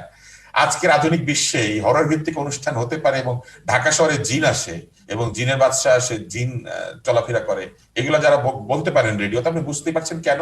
এটা কিছু লোক শোনে, এখানে বিজ্ঞাপন আসে এবং বিজ্ঞাপনের জন্যই সবকিছু ধাবিত হচ্ছে। বিজ্ঞাপনের জন্য ধাবিত হওয়ার ফলে কি ঘটে আমি আপনাকে একটা উদাহরণ দিয়ে শেষ করে দিই। ঘটে হচ্ছে, ধরেন একটা এনার্জি ড্রিঙ্ক, এটার নাম ফাইটার। এখন বিজ্ঞাপনওয়ালা এসে বলে যে আপনার ডাইনে বামে উপরে নিচে সামনে পিছনে ফাইটার লিখবেন। এখন আপনি ফাইটার লিখেছেন, কিন্তু লিখে আপনি হয়তো বিশ্ব শান্তির কথা বলছেন, এবং তারপরে কি ঘটছে, সে বাধ্য করে বারবার বলতে হবে। তো ধরেন আপনার যে অনুষ্ঠানটা, এটার নাম হচ্ছে সারাবেলা সংলাপ। ফাইটার যদি এটা কিনে ফেলে তাহলে এটার নাম হবে ফাইটার সারাবেলা সংলাপ, ফাইটার সারাবেলা সংলাপ। এবং আপনাকে কিছুক্ষণ পর পর বলতে হবে এটি পরিবেশিত হচ্ছে ফাইটার এনার্জি ড্রিঙ্কের সৌজন্য, আসুন ফাইট করি। এবং একটু পরে বিজ্ঞাপন যাবে, সেখানে এক ঘুষি দিয়ে একজন উড়িয়ে দিয়ে বলবে ফাইটার খাও, ফাইট করো। এই যে অবস্থাটা আমরা তৈরি করেছি, এটা তো একটা অশ্লীল এবং কুৎসিত অবস্থা। আমাদের কোনো বিজ্ঞাপনের সেন্সর নাই। আমাদের এখানে সৃষ্টিশীল লোকের সিনেমা নিয়ে সেন্সর হয়, কিন্তু বিজ্ঞাপনের কোনো সেন্সর নাই। বিজ্ঞাপন আপনি যা খুশি তাই দেখিয়ে দিতে পারেন। একটা বিজ্ঞাপন এসে বলে বেকুব বেকুব বেকুব বেকুব বেকুব বেকুব বলে, কাকে বেকুব বলে? যে নাকি তাদের সে সেবা নেয় নাই, সে বেকুব। আপনি ব্যাপারটা চিন্তা করে দেখেন, আপনার সারা বেলা কেউ এখন দেখছে না মানে সে বেকুব। আপনি কি এটা বলতে পারেন? পারেন না। কিন্তু বিজ্ঞাপনে এটা বলে এবং টিভি চ্যানেল এটা দেখায়। কেন? পয়সা দিয়েছে। টিভি চ্যানেলের মালিককে বেকুব বললে সে দেখাবে যে আপনি বেকুব, আপনার চ্যানেলের নাম বেকুব করে দেন, আমি সব টাকা দিব। উনি দেখবেন যে একদিন সকালবেলা টিভি চ্যানেলের নামের আগে বেকুব লাগিয়ে দিয়েছে, কারণ পয়সা দিচ্ছে। তারপরে কি করেছে, আরেকটা বিজ্ঞাপন তৈরি হয়েছে, একজন মধ্যবয়স্ক মহিলা বলে, আজকের যুগের ছেলে মেয়েদেরকে দেখেছেন কেমন, সাথে সাথে পিছনে বসে ইন্টারনেট ব্যবহার করে ওই মহিলাকে আন্টি তুমি খারাপ এরকম একটা ট্রল বা আন্টিকে সমালোচনা করে ট্রলিং শুরু হয়ে গেল, এবং এটা বারবার দেখানো হচ্ছে। বয়স্ক লোকজন প্রায়শই তরুণদেরকে নিয়ে মন্তব্য করে, আমাদের বাপ মা আমাদেরকে নিয়ে মন্তব্য করেছে। এটার প্রতিবাদের ভাষা তো এটা হতে পারে না, তুমি আমার খালাম্মা, তুমি কিছু বুঝো না, আমি কিছু জানি আর তুমি কিছু জানো না, আমি করব ট্রল, তুমি হইলা রাবিশ। এটা তো হতে পারে না। পয়সা দিয়ে এই বিজ্ঞাপন প্রচলিত করা হয়েছে যে আপনাকে যদি কোথাও কেউ সামান্য সমালোচনা করে, আপনি ইন্টারনেটে তাকে ধুয়ে দিবেন। কারণ কি, ওই টেলিফোন কোম্পানি ইন্টারনেট বিক্রি করতে এসেছে, ইন্টারনেট বেচতে চায়, এই জন্য সে উৎসাহ দিচ্ছে, তোকে যদি কেউ কিছু বলে তাহলে তুই ইন্টারনেটে তাকে ধুয়ে দিবি। মানে গণ আক্রমণ। একজন ব্যক্তি আপনাকে সমালোচনা করেছে, আপনি দলে বলে তাকে আক্রমণ করছেন, এটা তো বুলিং, সাইবার বুলিং। একটা টেলিফোন কোম্পানি সাইবার বুলিং শিক্ষা দিচ্ছে, বলছে যে তোমার যদি কোনো কিছু পছন্দ না হয়, দলে বলে ট্রল করে তার উপরে ঝাঁপিয়ে পড়ে সাইবার বুলিং করো। এটা দেখার কোনো ব্যবস্থা নাই। আমাদের এখানে কোনো অফকম জাতীয় কোনো প্রতিষ্ঠান নাই যে এই ধরনের বাজে বিজ্ঞাপন, মিথ্যা প্রতিশ্রুতি দেওয়া বিজ্ঞাপন, অবৈজ্ঞানিক বিজ্ঞাপন এগুলো প্রচার করা যাবে কি যাবে না। কিন্তু ইউকেতে আছে, আমেরিকাতে আছে। আপনি এমনকি যদি আপনার টেলিভিশন চ্যানেলের শব্দ পড়ে যায়, আপনার টেলিভিশন চ্যানেল ঝিরঝির করে, তারপরও তারা এসে বলে যে তোমার টিভি চ্যানেল ঠিক করো, তোমার শব্দ শোনা যাচ্ছে না। এবং এই ধরনের কুৎসিত বিজ্ঞাপন কিংবা অশ্লীল বিজ্ঞাপন কিংবা অনৈতিক বিজ্ঞাপন কিংবা মিথ্যা বিজ্ঞাপন তারা বাধা দেয়। তাহলে আপনি জানবেন যে একটা বিখ্যাত ড্রিঙ্ক হরলিক্স, সেই পুরো ভারতবর্ষে প্রচার করেছে এই সাবকন্টিনেন্টে, যে হরলিক্স খেলে লম্বা হবা, বুদ্ধিমান হবা এবং শক্তিশালী হবা, টলার, স্ট্রঙ্গার, শার্পার। কিন্তু হরলিক্স যে দেশে তৈরি হয়, ইউকের ব্র্যান্ড এটা, সেই দেশে এই বিজ্ঞাপনটা চলে নাই, কিন্তু তারা বাধা দিয়েছে, বলেছে প্রমাণ করো যে হরলিক্স খেলে সত্যি সত্যি শক্তি হয়। তো যে দেশে এই প্রোডাক্ট তৈরি হয় সেই দেশে এই বিজ্ঞাপনটা চলে নাই। আমাদেরকে এইটা বলে হরলিক্স গিলানো হয়েছে যে টলার, স্ট্রঙ্গার, শার্পার, তুমি এটা খেলে তোমার বুদ্ধি বাড়বে। তো এই যে, এবং একসময় একটা বিজ্ঞাপন করা হয়েছিল, হরলিক্স এর মধ্যে আছে এত পরিমাণ শাক, হরলিক্স এর মধ্যে কোনো শাক নাই, হরলিক্স এর ইনগ্রেডিয়েন্টের মধ্যে কোনো শাক নাই, শাক জাতীয় কোনো কিছু নাই, আছে মল্ট, জবের থেকে তৈরি করা ছাতু। হরলিক্সের মধ্যে কোনো শাক নাই, বলেছে আপনি এটার মধ্যে আছে এতগুলা ডিম, এতগুলা শাক। পুরা মিথ্যা বিজ্ঞাপন, কিন্তু সেটা চলেছে। তো এই যে গণমাধ্যম আজকে লোকে বিশ্বাস করে না কেন? গণমাধ্যম সংবাদে মিথ্যা কথা বলে, গণমাধ্যম বিজ্ঞাপনে মিথ্যা কথা বলে, গণমাধ্যমের মালিক ঋণ নিয়ে ঋণ শোধ করে না, ঋণ খেলাপি হয়, তার ব্যাপারেও গণমাধ্যম মিথ্যা কথা বলে। গণমাধ্যমের মালিক মানি লন্ডারিং করে, তাকে কেউ কিছু বলে না। গণমাধ্যমের মালিক জমি দখল করে, তাকে কেউ কিছু বলে না। এবং তারা সেই টাকা পয়সা দিয়ে একটা গণমাধ্যম বানিয়ে নিজেদেরকে আবার সংস্কৃতবান প্রমাণ করে, এবং তারা বিভিন্ন জায়গাতে দাওয়াত পায়। আমাকে একজন গণমাধ্যমের মালিক বলেছিলেন যে আমি এত ব্যবসা করেছি, কই আমাকে তো রাষ্ট্রপতি দাওয়াত দিত না, আমাকে তো সচিবালয়ে বসিয়ে রাখতো, কিন্তু আমি যখন টেলিভিশন চ্যানেলের মালিক হলাম, আমি প্রতি বছর রাষ্ট্রপতির দাওয়াত পাই। আমি যখনই টিভি চ্যানেলে যাই, আমার একটা কার্ড দিলে আমি আমার সাংবাদিক পদ চলে যেতে পারে। এই যে আমার এত টাকা দিয়ে আমি যা পারি নাই, আমি এই টিভি চ্যানেল খুলে সেটা পেয়েছি। উনি নিজের মুখে আমাকে এটা বলেছেন, তখন আমি দুঃখ পেয়েছি। কিন্তু আজকে যে এই কথাগুলো আমরা এখানে বলতে পারি, এই যে কেন সামাজিক মাধ্যমকে মানুষ এইভাবে বেছে নিচ্ছে, এই কথাগুলো আমরা এখানে বলতে পারি, কিন্তু আমাদের নিজেদের গণমাধ্যমে বসে আমরা বলতে পারি না, আমাদেরকে ওইখানে এগুলো বলতে দেয় না। এটা একটা। আরেকটা হচ্ছে যে সামাজিক মাধ্যমকে লোকে এত বিশ্বাস করতে শুরু করেছে কেন? যখন শত কোটি টাকা খরচ করে লোকজন এসে মিথ্যা বলে, তখন মানুষ তো সকলকে বিশ্বাস করবে যে এই লোক 100 কোটি টাকা খরচ করে মিথ্যা বলে, তো ওই লোক তো কোনো টাকা পয়সা খরচ করে নাই, উনিও মিথ্যা বলে, তো দুজন তো সমানই। ফলে যে মিথ্যাটা বেশি রসিক, যে মিথ্যাটা বেশি রসালো, সেইটাকে গণমাধ্যমের দর্শকরা নিয়ে নিচ্ছে। এবং এটা আমি মনে করি যে আমাদের এখানে অতি দ্রুত যদি এটা ইন্টারভিন করা না হয়, আমরা যদি এখানে সত্যিকার অর্থেই আমরা যদি এখানে বাধা না দিই, একটা সময় এমন হবে যে আমাদের কোনো গণমাধ্যমকে কেউ বিশ্বাস করবে না, যে যার কথা বলবে এবং যে যার কথা শুনবে। এই বিশ্বাস চলে যাওয়াটা কিন্তু আমাদের জন্য বিরাট ক্ষতিকর হচ্ছে। ধন্যবাদ। ডক্টর তুষার, আপনাকে আমরা আবারও শুনবো। আমাদের সঙ্গে যোগ হচ্ছেন সিনিয়র সাংবাদিক নজরুল কবির। নজরুল কবির, আপনাকে স্বাগত, আপনি আমাদের সঙ্গে যোগ দিন। অধ্যাপক ডক্টর গোলাম রহমান, আপনার কাছে যেতে চাইছি। গণমাধ্যমের সঙ্গে রাজনীতি, গণমাধ্যমের সঙ্গে বাণিজ্যিকায়ন, পুঁজিবাদ, নানান বিষয় আসলে জড়িত। খুব সম্প্রতি আমরা দেখেছি যে আল জাজিরার একটি প্রতিবেদন নিয়ে ব্যাপক আলোচনা হচ্ছে। সেটি আমার বিষয় না। আমার বিষয় হচ্ছে এই যে ধরুন আমরা বিবিসি কিংবা সিএনএন কিংবা চ্যানেল 4 কিংবা আল জাজিরা বলতে এক ধরনের একটা ইমেজ ভেসে ওঠে। এটা কি গণমাধ্যমের জন্য ইমেজ সংকট? আমাদের আমাদের দেশের গণমাধ্যমের তুলনায় কথাটা আপনি বলতে চান, আমার ধারণা যে আমাদের ইমেজ সংকট কিনা। আসলে বিষয়টা হচ্ছে যেখানে একটা প্রফেশনালিজমের ব্যাপার আছে, পেশাজীবিত্ব। আমি গণমাধ্যমে কাজ করব, গণমাধ্যমের কন্টেন্ট তৈরি করব, গণমাধ্যমে জনগণের কথা উপস্থাপন করব, খবর প্রচার করব, সবকিছুই কিন্তু এটা পেশা। এটা এই পেশাটাকে একটা নিজে পেশার মতো করে দেখতে হবে। এখানে কিন্তু অ্যাডভেঞ্চার করার সুযোগ আছে, অবশ্যই এক্সপেরিমেন্ট করার সুযোগ আছে, কিন্তু এই যে এইসব অ্যাডভেঞ্চারিজম, এক্সপেরিমেন্টালিজম সবকিছুই হতে পারে। তার মানে এই নয় যে আমি প্রফেশনালিজমকে ভুলে গিয়ে কিংবা সেখানে আমি মিনিমাইজ করে কিংবা তার সাথে আপোষ করে আমি এই কাজটা করছি। এই চ্যালেঞ্জটা যতক্ষণ পর্যন্ত না আমরা গ্রহণ করব, ততক্ষণ পর্যন্ত আমাদের এই কন্টেন্ট ওই ওই নিম্নমানের কন্টেন্ট তৈরি হবে, এবং নিম্নমানের কন্টেন্ট হওয়ার কারণে আমাদের গণমাধ্যমের উপর মানুষ ততখানি নির্ভরশীল হবে না। এটা খুব স্বাভাবিক। যখন আমরা দেখি যে আমরা সিরিয়াল দেখার ব্যাপারে হোক, মুভি দেখার ব্যাপারে হোক, খবর দেখার ব্যাপারে হোক, আমরা উপর নির্ভরশীল হয়ে যাচ্ছি। কেন? আমাদের কন্টেন্টের উপর আমরা আস্থা রাখতে পারছি না, আমাদের কন্টেন্টের উপর ভরসা করতে পারছি না। এর নানাবিধ কারণ আছে। একটা কারণ বলেই শেষ করা যাবে তা কিন্তু না।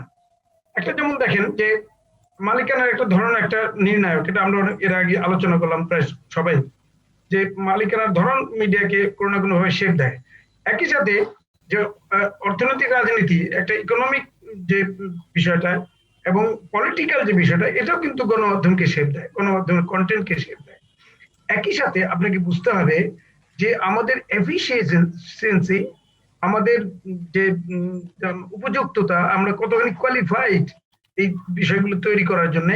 আমি কিন্তু কারো ছোট করার জন্য বিষয়টা বলছি না, রিয়ালিটিটা আমি বুঝতে চাই এইভাবে যে আমাদের সাংবাদিক, আমাদের গণমাধ্যম কর্মীরা যথেষ্ট মেধাবী, যথেষ্ট কর্মক্ষম, অনেক মানে চিন্তাশীল, অনেক নতুনত্ব, তারা সৃজনশীল চিন্তা, উদ্ভাবনী চিন্তা তাদের মধ্যে আছে, অনেক কিছু তারা ইচ্ছে করলে করতে পারেন। কিন্তু তারাও একটা ট্রেডিশনাল ওয়েতে তারা চলছেন, তারা একটা গড্ডালিকা প্রবাহে ওই যেভাবে চলছে ওইভাবে চলছে। এই কথাটা আমি বলছিলাম যে প্রায় সব ধরনের টেলিভিশনে প্রায় কম বেশি একই ধরনের অনুষ্ঠান হয়, একই ধরনের প্রোগ্রাম হয়, একই ধরনের নিউজ হয়, তাতে আলাদা কোনো চ্যানেলকে বিশেষভাবে বোঝার কোনো উপায় নেই। একইভাবে আমরা দেখি যে যারা বিজ্ঞাপন দেয়, অ্যাডভার্টাইজাররা, তারাও একটা বিরাট প্রভাবশালী মানে তারা বড় প্রভাবশালী একটা গ্রুপ, যারা এই কন্টেন্টকে নিয়ন্ত্রণ করে কোনো না কোনো ভাবে। এবং শুধু মালিক, গণমাধ্যমের মালিক তো স্বাভাবিকভাবেই তারা ব্যবসার জন্য, বাণিজ্যের জন্য একটি চ্যানেল কিংবা একটা পত্রিকা হয়তো খুলে বসেন, কিন্তু তার থেকে যে মুনাফাটা করতে চান, সেই মুনাফা করতে যে তিনি আবার ওই বিজ্ঞাপনদাতা কিংবা স্পন্সরদের কাছে আপোষ করে ফেলেন। এইটা হচ্ছে সমস্যা। অনেক ক্ষেত্রেই আমরা দেখি যে যিনি কন্টেন্ট তৈরি করছেন, কন্টেন্ট মেকার বা প্রডিউসার, তারা কিন্তু অনেক ক্ষেত্রে স্বাধীন না। এখন তাহলে আমরা যখনই গণমাধ্যমের স্বাধীনতার কথা বলি, তাহলে স্বাধীনতাটা কার? এটি গণমাধ্যমের মালিকের, গণমাধ্যমের যারা কর্মী কিংবা সাংবাদিক তাদের, নাকি অডিয়েন্স যারা ভোক্তা তাদের?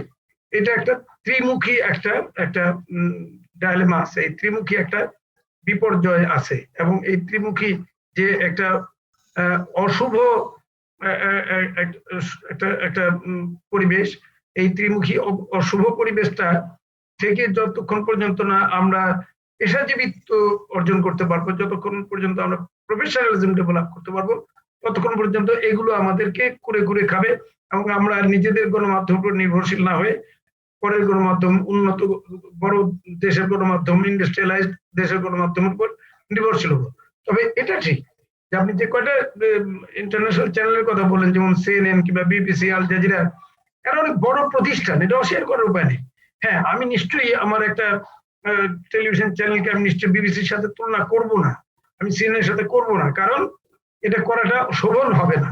কারণ তাদের যে ব্যাকগ্রাউন্ড, তাদের যে অর্থলগ্নি, তাদের যে ব্যবস্থাপনা, তাদের যে হিউম্যান রিসোর্স, এটা অনেক বড়। এটার সাথে আমরা তুলনা করার দরকার কি? আমার তুলনাটার দরকার নেই। আমরা তো উন্মুক্ত দরজায় বিশ্বাস করি, উন্মুক্ত জানালায় বিশ্বাস করি। আমরা গণমাধ্যম সব দেশেরই আসুক, আমরা গণতান্ত্রিক চেতনায় আমরা উজ্জীবিত, আমরা সব দেশের গণমাধ্যমকে আমরা ওয়েলকাম করি, কোনো অসুবিধা নেই। কিন্তু একটা নৈকট্য বলে একটা কথা আছে, প্রক্সিমিটি বলে একটা কথা আছে, যে আমাদের দেশের গণমাধ্যম আমাদের দেশের মানুষের কথা বলবে, তাদের দেশের আমাদের দেশের মানুষের জন্য গণমাধ্যম প্রচারিত হবে, তথ্য বলুন কিংবা সংবাদ বলুন কিংবা অনুষ্ঠান বলুন, সবকিছু তাদের জন্য। সুতরাং আমরা কিন্তু আমাদের দেশের গণমাধ্যম বেশি পছন্দ করবো, এটা খুব স্বাভাবিক। তবে হ্যাঁ, কোনো সময় হয়তো সংবাদের সংবাদের নিরপেক্ষতার জন্য, নির্ভরযোগ্যতার জন্য কিংবা কখনো কখনো আলাদা অপিনিয়ন নেওয়ার জন্য হয়তো আমরা অন্য গণমাধ্যমকে আমরা দেখবো, বিদেশি গণমাধ্যম আমরা দেখবো কিংবা বিদেশি চলচ্চিত্র দেখবো, তাতে কোনো অসুবিধা নেই। কিন্তু আমাদের গণমাধ্যম, আমাদের ফিল্ম, আমাদের টেলিভিশন, আমাদের রেডিওর আমরা অনুষ্ঠান বাদ দিয়ে কিংবা সেটাকে ছোট করে অন্যদেরটা বড় করে দেবো, সেটা আমি বলতে চাই না। আমাদের সেই যোগ্যতা আছে, আমরা সেই যোগ্যতাকে কাজে লাগাতে পারছি না, বিষয়টা হলো এই জায়গায়।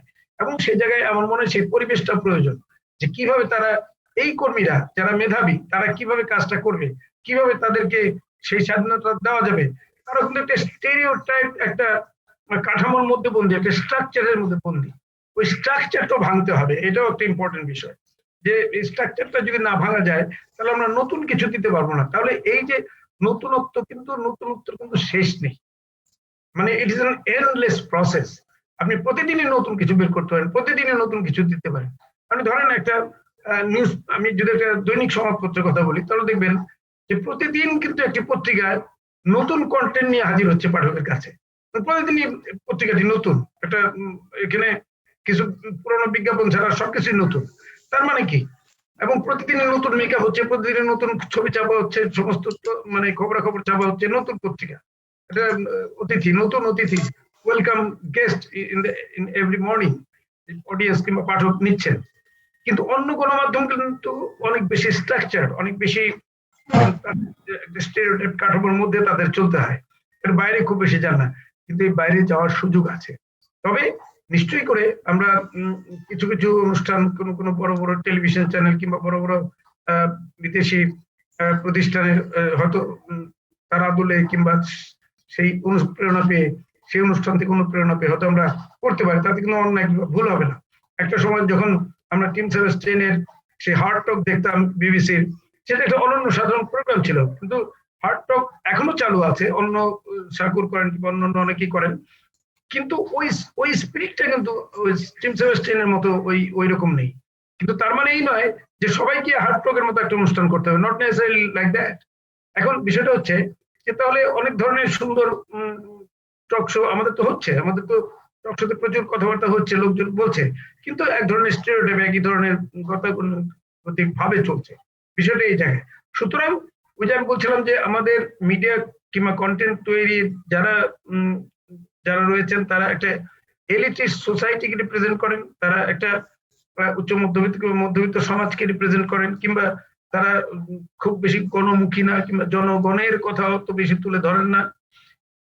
সেই জন্য বুঝতে হবে যে সবসময় যে গ্রাম হলেই খারাপ হবে, গ্রামের কাদা পানি যে খারাপ হবে কিংবা চাষা ভুষা হলেই যে খারাপ হবে, এটা কোনো বিষয় না। আমাদের বুঝতে হবে যে সেইখান থেকে আমরা কি আমাদের মধ্যে আছে, সেখানে জীবনমুখী আমরা কি উপস্থাপন করতে পারি।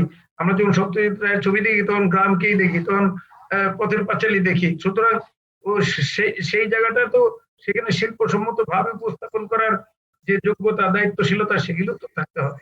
সুতরাং আমাদের এই 16.5 কোটি লোকের দেশে আমাদের অমিত সম্ভাবনা আছে আমাদের গণমাধ্যম নিয়ে।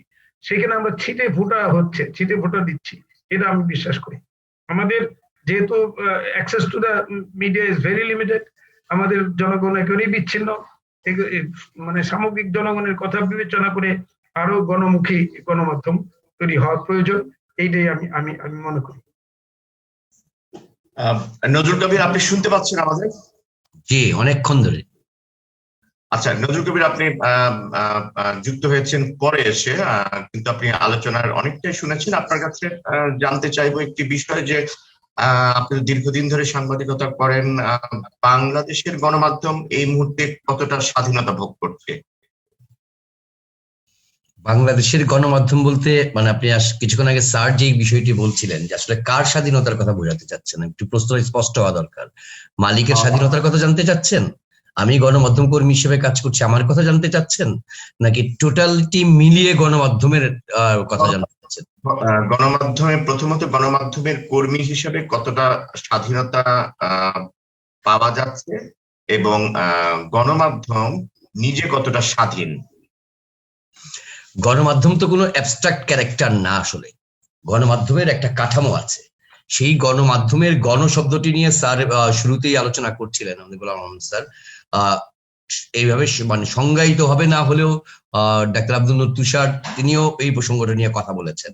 আমি জহির ভাইয়ের বক্তব্যটা সে শুনতে পাইনি, ফলে তাদের মানে আমাদের এই অগ্রজ দুজনের বক্তব্য শুনে আমি ব্যক্তিগতভাবে গণমাধ্যম কর্মী হিসেবে আমি যেটি মনে করি, যে স্বপ্নটি দেখে আমি আসলে এই গণমাধ্যম কর্মী হিসেবে পেশাকে বেছে নিয়েছিলাম, সেটি ছিল যে আমি ছোটবেলায় দেখেছি, এমনকি কলামও পড়েছি। আমার কাছে এখনো মনে হয় যে সেই ইত্তেফাকিস্তান কাল পাত্র লুব্ধক যে কলাম লিখতেন, এই ছদ্মনামের আড়ালে যারা ছিলেন আসলে তারা সবাই কিন্তু বাংলাদেশের এক একজন ইন্টেলেকচুয়াল। আজকে জহুর আহমদ চৌধুরী দরবারি জহুরের কথা আমরা জানি। তো এই একজন জহুর আহমদ চৌধুরী যে সম্পাদক ছিল, সেই সম্পাদকের মতো সম্পাদক আজকে কেন নাই? আমি স্যার এবং তুষার ভাইয়ের বক্তব্য শোনার পর আমার কাছে যেটা মনে হচ্ছে যে স্যার কিছু মূল জায়গায় হাত দিয়েছেন। স্যার, প্রশ্নটি হচ্ছে যে আমি যে রাষ্ট্র কাঠামো, যে স্বাধীন বাংলাদেশ আমার গঠন করলাম, সেই স্বাধীন বাংলাদেশ গঠন প্রক্রিয়ায় এই দেশের অর্থাৎ পূর্ব পাকিস্তানের গণমাধ্যমের ভূমিকা ছিল। তাহলে সেই গণমাধ্যমগুলির মালিক কারা ছিলেন? সেখানে মালিকদের দৃষ্টিভঙ্গি শুধুমাত্র ছিল না কেন? সেখানে সেখানে কারা ভূমিকাটা রাখলেন? সেই সময় তোফাজ্জল হোসেন মানিক মিয়া যে অবস্থানে ছিলেন, মালিক ছিলেন, আর সেখানে নিউজ এডিটর যিনি শহীদ সাংবাদিক সিরাজউদ্দিন হোসেন, তাদের মধ্যে কি ধরনের আন্ডারস্ট্যান্ডিং ছিল? সংবাদের মালিক ছিল আহমেদুল কবির। আহমেদুল কবিরের সঙ্গে নুরুদ্দিন সাহেবের কিংবা বজলুর রহমান, পরবর্তীতে বজলুর রহমানের আন্ডারস্ট্যান্ডিং তাহলে কেমন ছিল?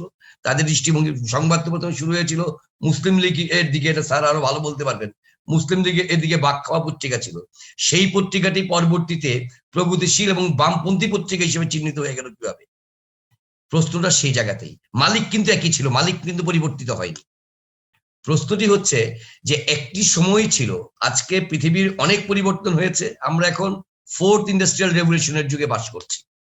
আমাদের জীবন যাপনতে আমরা যে সমস্ত গণমাধ্যমের ক্ষেত্রে যে সমস্ত টুলস গুলি ব্যবহার করতাম, সেই টুলস গুলি অনেক বেশি এখন প্রভাবিত করে ফেলছে আমাদের মৌলিক চিন্তার জায়গাতে। গণমাধ্যমের যে গণচরিত্র, সেই চরিত্র হারানোর পেছনে কিন্তু এই ইন্ডাস্ট্রিয়াল রেভলিউশনটা একটা বড় ভূমিকা রাখছে। নিশ্চিতভাবে সবাই বুঝতে পারছেন যে আমি আসলে বুঝাতে চাচ্ছি যে এই গণমাধ্যমের ক্ষেত্রে আমার আপনার হাতের মুঠোয়ও এখন প্যারালাল আর একটি মাধ্যম আসছে, এবং তুষার ভাই একটু ইঙ্গিত দিচ্ছিলেন যে সামাজিক মাধ্যম যাকে বলছি সেটি যেন ডে বাই ডে গণমাধ্যম হয়ে আসছে। তুষার ভাই কিছু অপ্রিয় সত্যি উচ্চারণ করেছেন আজকে, যে মিথ্যাবাদী রাখাল আমরা আসলে এক একজন, যে আমরা মূলধারা গণমাধ্যমেও সামাজিক গণমাধ্যমেও। ওই যে বললাম স্যার যে জায়গাটা হাত দিয়েছিলেন যে শ্রেণী দৃষ্টিভঙ্গির জায়গা, আমার সামনে কোনো দর্শন নেই। একটি গণমাধ্যম তার দার্শনিক অবস্থান ছাড়া চলতে পারে না। প্রত্যেকটা গণমাধ্যম তার একটা রাজনৈতিক দর্শন থাকতে পারে, তার একটা ধর্মীয় দর্শন থাকতে পারে।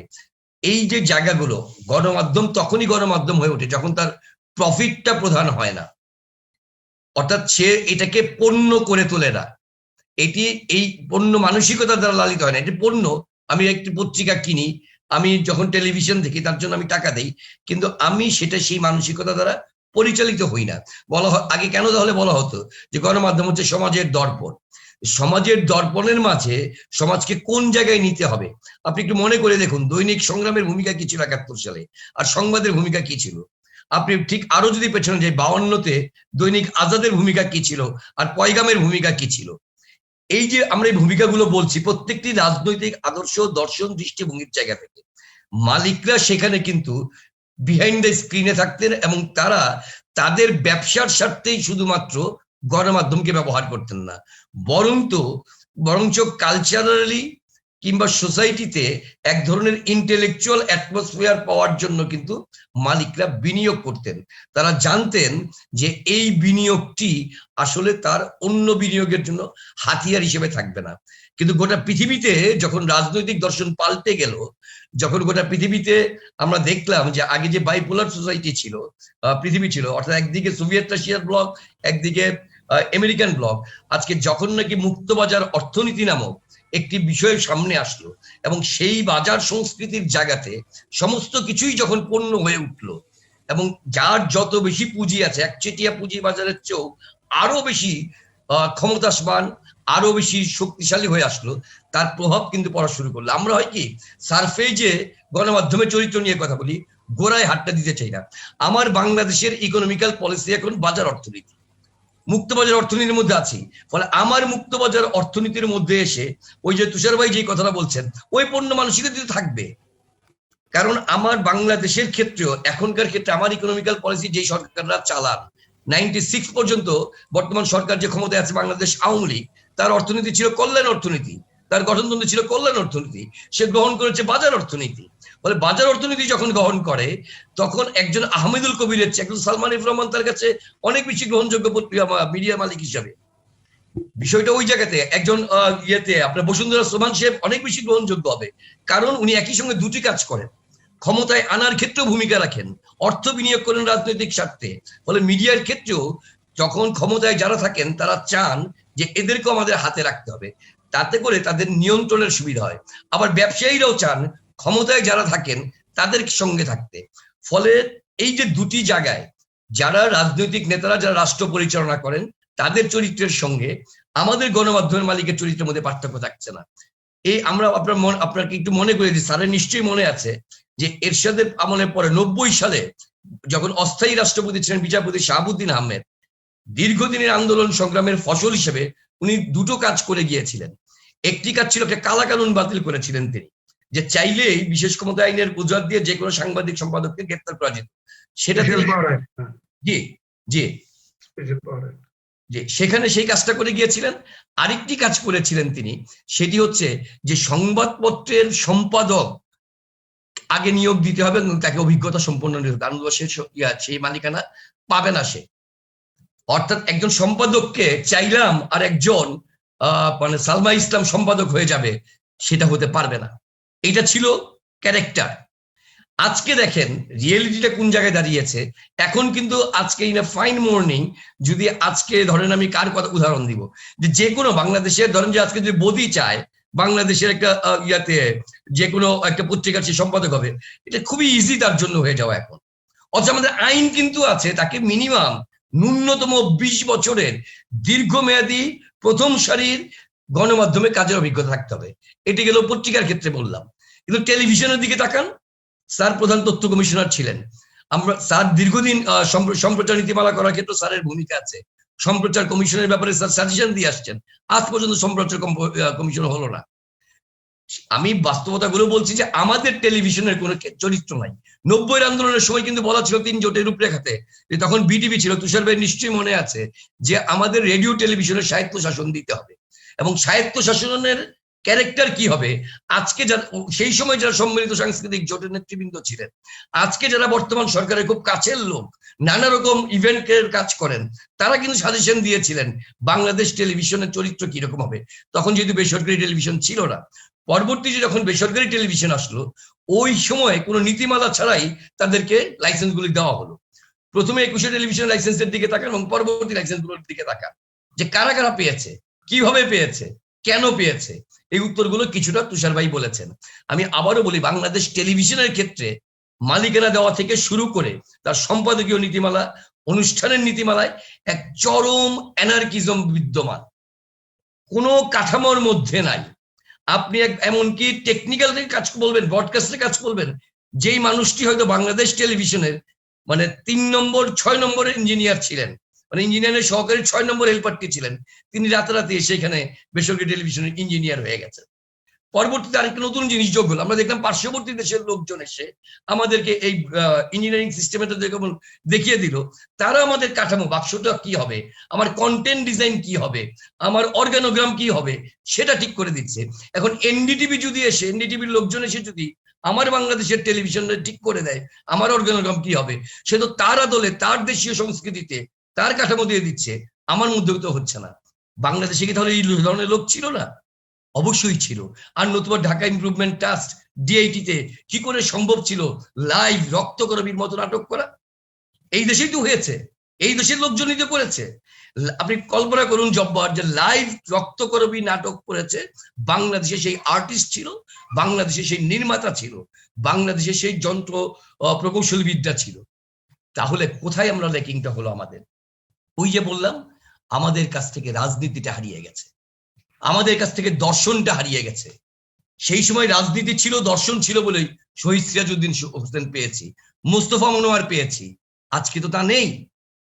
ওনারা আছেন, শহীদ সিরাজউদ্দিন হোসেন হয়তো নেই, মোস্তফা মনোয়ার স্যার এখনো আছেন, কিন্তু আমরা কি মোস্তফা মনোয়ার স্যারের প্রতিভাকে কাজে লাগাতে পেরেছি? সামরিক সরকারের আমলেও বাংলাদেশ টেলিভিশন যা ছিল, সময় অসময়ের মতো নাটক হয়েছে, আজকে আমরা করতে পারছি? কেন পারছি না? ওই যে বললাম, আমি এই জায়গাতে স্যারের একটা বক্তব্যের সাথে একমত, লড়াইটা আমরাও ভুলে গেছি লড়াইটা করতে। আজকে বরঞ্চ এই সামাজিক গণমাধ্যম যখন আসছে, সামাজিক গণমাধ্যমের দোহাই দিয়েই প্রয়োজন ছিল প্রত্যেকটা টেলিভিশন এই সামাজিক গণমাধ্যমে সবচেয়ে বেশি ডমিনেট করতে পারত। কে মানা করেছে যে আজকে যদি আমি প্রশ্ন তুলি যে 71 টেলিভিশন কিংবা চ্যানেল 24 কে ইউটিউব করতে, ইউটিউবে তাদের রাখতে কেউ তো মানা করেনি, এসেছেও তারা। প্রথম দিকে তারা এই নিউ মিডিয়াকে গ্রহণ করেনি। আমি বলছি চরিত্রের জায়গাটা হয় কি, তারা উৎসাহিত হয়ে উঠে। দেখবেন আপনি আরেকটি জিনিস বলে আমি শেষ করতে চাই, যে একটা চরিত্রের জায়গায় খেয়াল করে দেখবেন যে ব্যবসায়ী প্রতিষ্ঠান, আপনি যে কিছুদিন যাবত চলছে যুগান্তরে, কালের কণ্ঠে, বাংলাদেশ প্রতিদিনে দেখবেন ইউএস বাংলার বিরুদ্ধে ধারাবাহিক রিপোর্ট চলছে। এর আগে আমরা দেখেছিলাম বসুন্ধরার এই মালিকানাধীন দুটি পত্রিকার বিরুদ্ধে প্রথম আলো ধারাবাহিক রিপোর্ট চলেছে। প্রথম আলো আবার বসুন্ধরার বিরুদ্ধে ধারাবাহিক রিপোর্ট করেছে। কার স্বার্থে? জনগণের স্বার্থে। স্যার যে বলছিলেন গরিব মানুষের মিডিয়া দেখে না, আমি এই যে স্যারের সাথে খুব বিনয়ের সাথে দ্বিমত করছি। বাংলাদেশের সবচেয়ে বড় ভোক্তা শ্রেণী হচ্ছে ওই সাধারণ মানুষ, গ্রামের ওই সাধারণ মানুষ। তুষার ভাই যে বললেন যে ইয়াতে চারটা সিনেমা দেখানো হয়, সিনেমার দর্শকগুলি কারা? আমার গ্রামের অজপাড়া গায়ের চায়ের দোকানের সেই বন্ধুটি। আমার মধ্যবিত্ত কিন্তু এই সিনেমা দেখে না, আমার এই এলিট ক্লাস এই সিনেমা দেখে না, আমার সেইখানে সিনেমা দেখে না। আমার গ্রামের যে সহজ সরল যুবকটি ছিল, তরুণীটি ছিল, তাকেও কিন্তু আমি যে সিনেমাগুলি চালাই তার 98% সিনেমা চালাই আমি অশ্লীল সিনেমাগুলো, যে সিনেমাগুলো দর্শকে গিয়ে দেখা যেত না। সেগুলো খেলে কি দর্শকে খায়, বিজ্ঞাপন দেওয়ার ক্ষেত্রে মার্কেটিং ডিপার্টমেন্ট ভালো খায়। এই যে খায় শব্দটি কোট অ্যান্ড কোট বলছি আমি, এটি আমার উচ্চারণ না, এটি যারা পলিসি মেকার গণমাধ্যমের তারা করছেন। আমি আবারও বলি, বাংলাদেশে আমাদের সেই ইঁদুরগুলি কারা হবে জানি না আমি, যে বেড়ালের গলায় ঘন্টা বাঁধার জন্য, যে অন্তত পক্ষে 4টা ইঁদুরকে মরতে হয়, 5ম ইঁদুরকে গলায় ঘন্টা বাঁধে। আমাদের সাংবাদিকতায় বলেন, অনুষ্ঠান নির্মাণের কথা বলেন। আমি তুষার ভাইয়ের উদাহরণ দিতে চাই সর্বশেষ, যে তুষার ভাই এখানে সামনে আছেন, উপস্থিত আছেন আমাদের এখানে, তার শুভেচ্ছা দেখে আমার এখনো মনে পড়ে যে লাস্ট অনুষ্ঠানটি তুষার ভাই খুবই প্রফেশনাল উপস্থাপক, কিন্তু তাকে কাঁদতে হয়েছিল। একটা ফুল বিক্রি করতে একটা মেয়ে যেই শুভেচ্ছা দেখতো, আমি যদি ভুল না করে থাকি তুষার ভাই, সেই মেয়েটি তাহলে সে কিভাবে দেখতো? টেলিভিশন এমন একটি মাধ্যম, পত্রিকার চেয়েও তার পড়াশোনা লাগে না, টেলিভিশন অনেক বেশি কমিউনিকেট হয়। তুষার ভাই একটা শুরু করেছিলেন, আমি জানি না ডিটেল, হয়তো আমি মিস করে গেছি, যে উনি যে টেলিভিশনটির সম্প্রতি দায়িত্বে ছিলেন কিছুদিন আগে পর্যন্ত, নাম স্লোগানটি ঠিক করেছিলেন, টেলিভিশন নয় সম্পর্ক। ফ্যাক্ট, এটাই তো আমরা যেই সংজ্ঞা পড়ি, মানুষের সাথে মানুষের সম্পর্ক স্থাপন করার কথা হচ্ছে গণমাধ্যমের।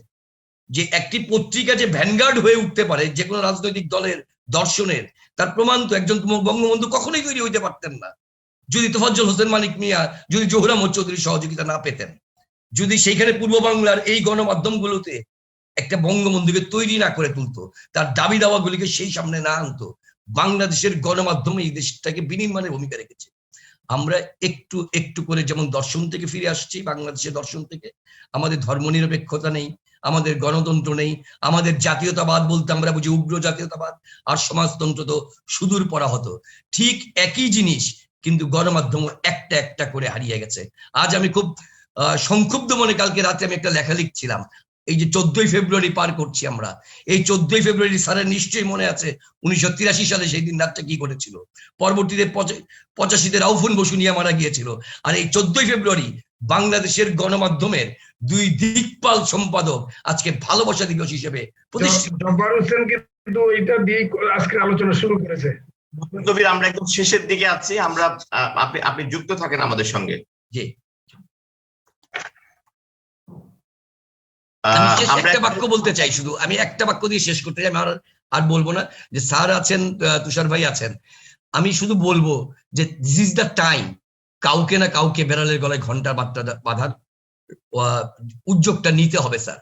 এখনো আমরা ম্রিয়মান হয়ে যাই নাই, এখনো আমাদের মাঝে এই এত নষ্ট হয়ে যাওয়া সমাজের মধ্যেও কিন্তু কিছু মানুষ আছে যারা সত্যিকারের সাংবাদিকতা করতে চায়, কেরানি হতে চায় না, যারা চাকরিটা করতে চায় না, যারা আসলে সাংবাদিকতাই করতে চায়।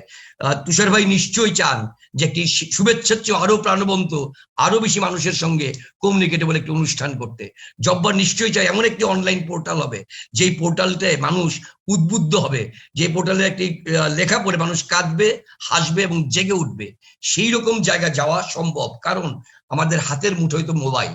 আমার এই সামাজিক গণমাধ্যমের জায়গাটাই মূল গণমাধ্যম দখল করতে পারে এবং আসল তথ্য, সম্পাদিত তথ্য দিতে পারে। ধন্যবাদ নজরুল কবির আপনাকে। আমরা আমরা আমরা একেবারে শেষ পর্যায়ে আছি, আমরা চলে যাব জহিরুল আলম আপনার কাছে। কতটা স্বাধীনতা পাচ্ছি বা ভোগ করছি, বা কতটা স্বাধীনতা আছে গণমাধ্যমে, আপনি যদি খুব সংক্ষেপে বলেন। অনেক আলোচনা হয়েছে, আমরা এখানে যে 4 জন আলোচক আছি, আমার মনে হয় যে নজরুল কবির যে কথাগুলো বলেছে, আমরা কিন্তু সবাই তার এই বক্তব্যের বিষয়গুলো কিন্তু আমাদের আলোচনাতেও কম বেশি উঠে এসেছে। একটি বিষয় হচ্ছে যে স্যারের প্রসঙ্গে আমি বলবো যে নিশ্চয়ই গণমাধ্যম বলতে যেই কথাটি আমরা বুঝি, সেটাকে পাল্টে এই মুহূর্তে যে বাস্তবতা, সেটি হচ্ছে যে একটা সুবিধাবাদী একটা শ্রেণী মাধ্যম হিসেবে গণমাধ্যম কাজ করছে। এই সুবিধাবাদিতা কিন্তু গণমাধ্যম একা রচনা করেনি, এটার জন্য দায় সবার রয়েছে। আমার মনে হয় যে তাত্ত্বিক একটা বিশ্লেষণ তো আমরা পেয়েছি, এটার সঙ্গে যে প্র্যাকটিক্যাল যে এক্সপেরিয়েন্স এবং যে বাস্তবতা আমাদের সামনে আছে, এটা আমরা সবাই জানি। সুতরাং একটা পলিটিক্যাল স্পেকট্রাম অথবা পলিটিক্যাল আর্কিটেকচার যদি আমরা চেঞ্জ করতে না পারি, এই গুডউইল যদি আমাদের মধ্যে না থাকে, তাহলে শুধুমাত্র গণমাধ্যমের অন্তর্নিহিত কনজেনিটাল যে প্রবলেম বা যে ব্যাধি বা যে জরাগ্রস্ততা, সেটা কিন্তু আমরা ওভারকাম করতে পারবো না। এটার একটা সামগ্রিক কম্প্রিহেন্সিভ ট্রিটমেন্ট দরকার, এটার একটা কম্প্রিহেন্সিভ রিফর্ম দরকার। সেখানে আমি বলবো যে আমাদের পলিটিক্যাল মাস্টার্স আর পিভট, তাদেরকে চিন্তা করতে হবে গণমাধ্যমের জন্য যে কন্ডিউসিভ যে এনভায়রনমেন্ট, হ্যাঁ কখনোই গণমাধ্যমের জন্য কন্ডিউসিভ এনভায়রনমেন্ট থাকেনি বাংলাদেশে, তারপরেও গণমাধ্যম এগিয়েছে। কিন্তু যেই জিনিসটা তৈরি হয়েছে, যেটা নজরুল কবিরও বারবার বলার চেষ্টা করছে, যে পলিটিক্যাল এলিজিয়েন্স এবং যে লাইসেন্সিং যে প্রথা, যে প্রসেস তৈরি হয়েছে, সেটা যদি আমরা এখনো এর বিপদ সম্পর্কে, ঝুঁকি সম্পর্কে, এর হুমকি সম্পর্কে যদি আমরা সজাগ না হই, তাহলে এর ক্যাজুয়ালিটি, এর ফ্যাটালিটি আরো গ্রেটার হবে। সুতরাং আমি আগেই বলেছি যে সোশ্যাল মিডিয়াকে আমরা সমালোচনা করছি, কিন্তু মেইন স্ট্রিম মিডিয়া যদি ইনক্রিজিংলি দুর্বল হতে থাকে, তাহলে এই গুজব, এই অপপ্রচার, এই দুঃসংবাদ, এই খারাপ প্রচার, এগুলো কিন্তু প্রিভেল করবে, এগুলোই আমাদের নিয়ন্ত্রণ করবে, আমাদের মনোজগতের মধ্যে এগুলোই বসবাস করবে। সুতরাং একটা সুস্থ পরিবেশের স্বার্থে আমাদের একটা সামগ্রিকভাবে আমাদের আলোচনা করতে হবে। এবং আমরা মনে করি যে এখন যে গণমাধ্যমের যে এই মুহূর্তে যে বাস্তবতা, বার্তা কক্ষগুলো যে বাস্তবতা, আমি সংবাদ বার্তা কক্ষের লোক, আমি মনে করি যে এখানে অনেক প্রতিভাবান ছেলেরা, অনেক মেধাবী ছেলেরা, অনেক অধ্যবসায়ী ছেলেরা, অনেক সৎ ছেলেরা, তারা মনে করছে না যে এটা একটা ফিজিবল সাস্টেনেবল প্রফেশন। এখানে থেকে তার জীবন জীবিকা, স্বপ্ন, আরাধ্য যেগুলো ছিল তার, সেগুলো পার্সু করা ইনক্রিজিংলি ডিফিকাল্ট। সুতরাং এখানে আমার মনে হয় যে সবাই মিলে যদি আমরা এই বোধোদয় যদি আমাদের আজকে আসে এবং এই ডিসকোর্স গুলো যদি আমরা চালু রাখতে পারি, তাহলে যে অনিয়মগুলো আমাদেরকে আষ্টে পৃষ্ঠে বেঁধে ফেলেছিল, সেগুলো থেকে আমরা পরিত্রাণ পেতে পারবো। কিন্তু এই মুহূর্তে একটা একটা করে যদি আমরা শুরু করি, তাহলে আমাদেরকে ডিজিটাল সিকিউরিটি অ্যাক্টের ব্যাপারে আমাদের বলতে হবে, আমাদের অন্যায় মালিকানা সম্পর্কে বলতে হবে, আমাদেরকে পুঁজির যে করাপ্ট পুঁজি সম্পর্কে আমাদের বলতে হবে, আমাদের কন্টেন্ট ডাইভার্সিফিকেশন সম্পর্কে বলতে হবে, এবং আমরা আমাদের আত্মজিজ্ঞাসার মুখোমুখি করতে হবে। আপনি দেখেন যে আমরা যত বড় বড় গলায় কথা বলি না কেন, আমরা যে সুবিধাবাদী শ্রেণীর কথা বলছি তারা তো আমরাই। সুতরাং আমরা যে চাটুকারিতা, স্থাবকতা, সুযোগ সুবিধা নেওয়ার যে একটা কালচার আমাদের মধ্যে তৈরি হয়েছে, এটা তো অনাদিকাল ধরে আমাদের পলিটিক্যাল মাস্টার্সরা অথবা রুলার্সরা তারা কিন্তু এটাকে ক্যাপিটালাইজ করেছে, এবং তারা তো স্টিগম্যাটাইজ করতে চাবেই। এবং এই সুবিধাটা নেওয়ার পরে আপনার পক্ষে আর ক্রেডিবল থাকা, অ্যাকাউন্টেবল থাকা, ট্রান্সপারেন্ট থাকা এটা সম্ভব নয়। Only the responsible person can remain free. সুতরাং আমরা মিডিয়া ফ্রিডমের কথা বলছি, গণমাধ্যমের চরিত্র নিয়ে বলছি, আমাদের রেকটিফিকেশন দরকার, আমাদের আত্মজিজ্ঞাসার মুখোমুখি করা দরকার। যেসব উদাহরণ নজরুল কবির বলেছেন, তুষার ভাই বলেছেন এবং স্যার বলেছেন, this are all the fact of life. আমাদেরকে এইটা নিয়ে আমাদের কন্টিনিউয়াস একটা ডিসকোর্স চালু রাখতে হবে। Over to you Jabbar. ধন্যবাদ জহিরুল আলম। আমরা একদম সংক্ষেপে ডাক্তার আব্দুল তুষার আপনার কাছ থেকে শুনতে চাইবো গণমাধ্যমের জন্য আপনার কোনো পরামর্শ। গণমাধ্যমের চাইতে আমি কর্তৃপক্ষকে পরামর্শ দিতে চাই বেশি। কর্তৃপক্ষের উচিত যে গণমাধ্যমকে তদারক করার জন্য গণমাধ্যম বোঝেন এমন মানুষ দিয়ে দ্রুত সম্প্রচার কমিশন তৈরি করা এবং সকল গণমাধ্যমকে স্বায়ত্তশাসিত করে দেওয়া। অর্থাৎ এই যে মালিকানা আছে বলে মালিক যখন খুশি তখন নিজের মতো করে নীতিমালা তৈরি করবেন, এটা যেন করতে না পারেন। আমরা এটা আশা করি নাই যে আমাদের গণমাধ্যমগুলি এইভাবে তার নিজের কোনো চরিত্র অর্জন না করে চরিত্রহীন হয়ে যাবে। তো সেটা ঘটেছে এবং এটা ঘটার একমাত্র কারণ হচ্ছে গণমাধ্যমের কোনো নির্দিষ্ট নীতিমালা না থাকার কারণে। তাই আমি মনে করি যে ডিজিটাল সিকিউরিটি আইন করে কিংবা কোনো নিবর্তনমূলক কাজ করে কখনোই কোনো গণমাধ্যম বলেন বা যে কোনো ব্যবসা বলেন বা যাই বলেন তাকে নৈতিকতা নীতি শেখানো সম্ভব না। নৈতিকতা এবং নীতি হচ্ছে অভ্যাস, আচরণ এবং নীতিমালার বিষয়। তাই নীতিমালা প্রযুক্ত করলেই কেবলমাত্র অনৈতিক ব্যবহার কিংবা মিথ্যা সংবাদ এগুলি কমে যাবে। তাই আমার একমাত্র পরামর্শ যে রাষ্ট্র যেন গণমাধ্যমকে রাষ্ট্রের জন্য প্রয়োজনীয় মনে করে, কিন্তু দুর্ভাগ্যজনকভাবে গণমাধ্যমকে না দেওয়া হয় কোনো ধরনের রাষ্ট্রীয় প্রোটেকশন, অথবা না সরকারে যারা থাকেন কিংবা কর্তৃপক্ষ যারা থাকেন তারা গণমাধ্যমকে বন্ধু মনে করেন। এবং এর একটি বড় কারণ হচ্ছে বিরাজমান অব্যবস্থাপনা, দুর্নীতি এবং নানা ধরনের যে বিষয়গুলি আছে এইগুলিকে ঢেকে রাখার জন্য গণমাধ্যমকে হাতে রাখার একটা প্রবণতা বরং আমরা লক্ষ্য করি। সেটি ব্যবসায়ীদের মধ্যে আছে, রাজনীতিবিদদের মধ্যে আছে। যতক্ষণ পর্যন্ত এই প্রবণতাকে প্রপারলি চেক এন্ড ব্যালেন্সের আওতায় আনা না যাবে ততক্ষণ পর্যন্ত গণমাধ্যম নিয়ে আমাদের যে অভিযোগগুলি সেইগুলি কমবে না। ধন্যবাদ ডাক্তার আব্দুল তুষার। আমরা একদম শেষ পর্যায়ে চলে এসেছি। আমরা অধ্যাপক গোলাম রহমান আপনাকে শুনতে চাচ্ছি আপনার কোনো পরামর্শ। আমার মনে হয় যে আমরা এই প্রযুক্তির যে নতুন যাত্রা, নতুন নতুন প্রযুক্তির উদ্ভাবন এবং সেগুলোর উপর আশ্রয় করে আমরা গণমাধ্যম কিংবা আমাদের জীবন ব্যবস্থা অনেক পরিবর্তন নিয়ে আসছি, এবং তার প্রতিশ্রুতিতেই আমরা কিন্তু আজকে ডিজিটাল সিকিউরিটি অ্যাক্ট কিংবা অনলাইন নীতিমালা ইত্যাদি ইত্যাদি পাচ্ছি। এখন পাচ্ছি কেন? আমার প্রয়োজন ছিল যে আমি ইন্টারনেট ব্যবহার করব, আমি ওয়েবে সম্পৃক্ত থাকবো, সংযুক্ত থাকবো, আমি আধুনিক মানুষ, আমি আধুনিক ভাবে জীবনকে সাজাতে চাই, আমি আধুনিক বিশ্ব ব্যবস্থার অন্তর্গত একজন নাগরিক। সেই হিসেবে এই আইনগুলি আমাকে সহায়তা দিবে, আমাকে এই আইন আমাকে আমার নিরাপত্তা দিবে, আমি যেন এই আইন ব্যবহার করে নিজেকে সমৃদ্ধ মনে করি, আমি নিজেকে সাজাতে পারি। কিন্তু আইন আমার পক্ষে না যে, জনগণের পক্ষে না যে যদি জনবিরোধী হয়ে ওঠে তাহলে কিন্তু সেই আইন দিয়ে কোনো কাজ হবে না, সেই শাসনও রুল অফ ল থাকবে না।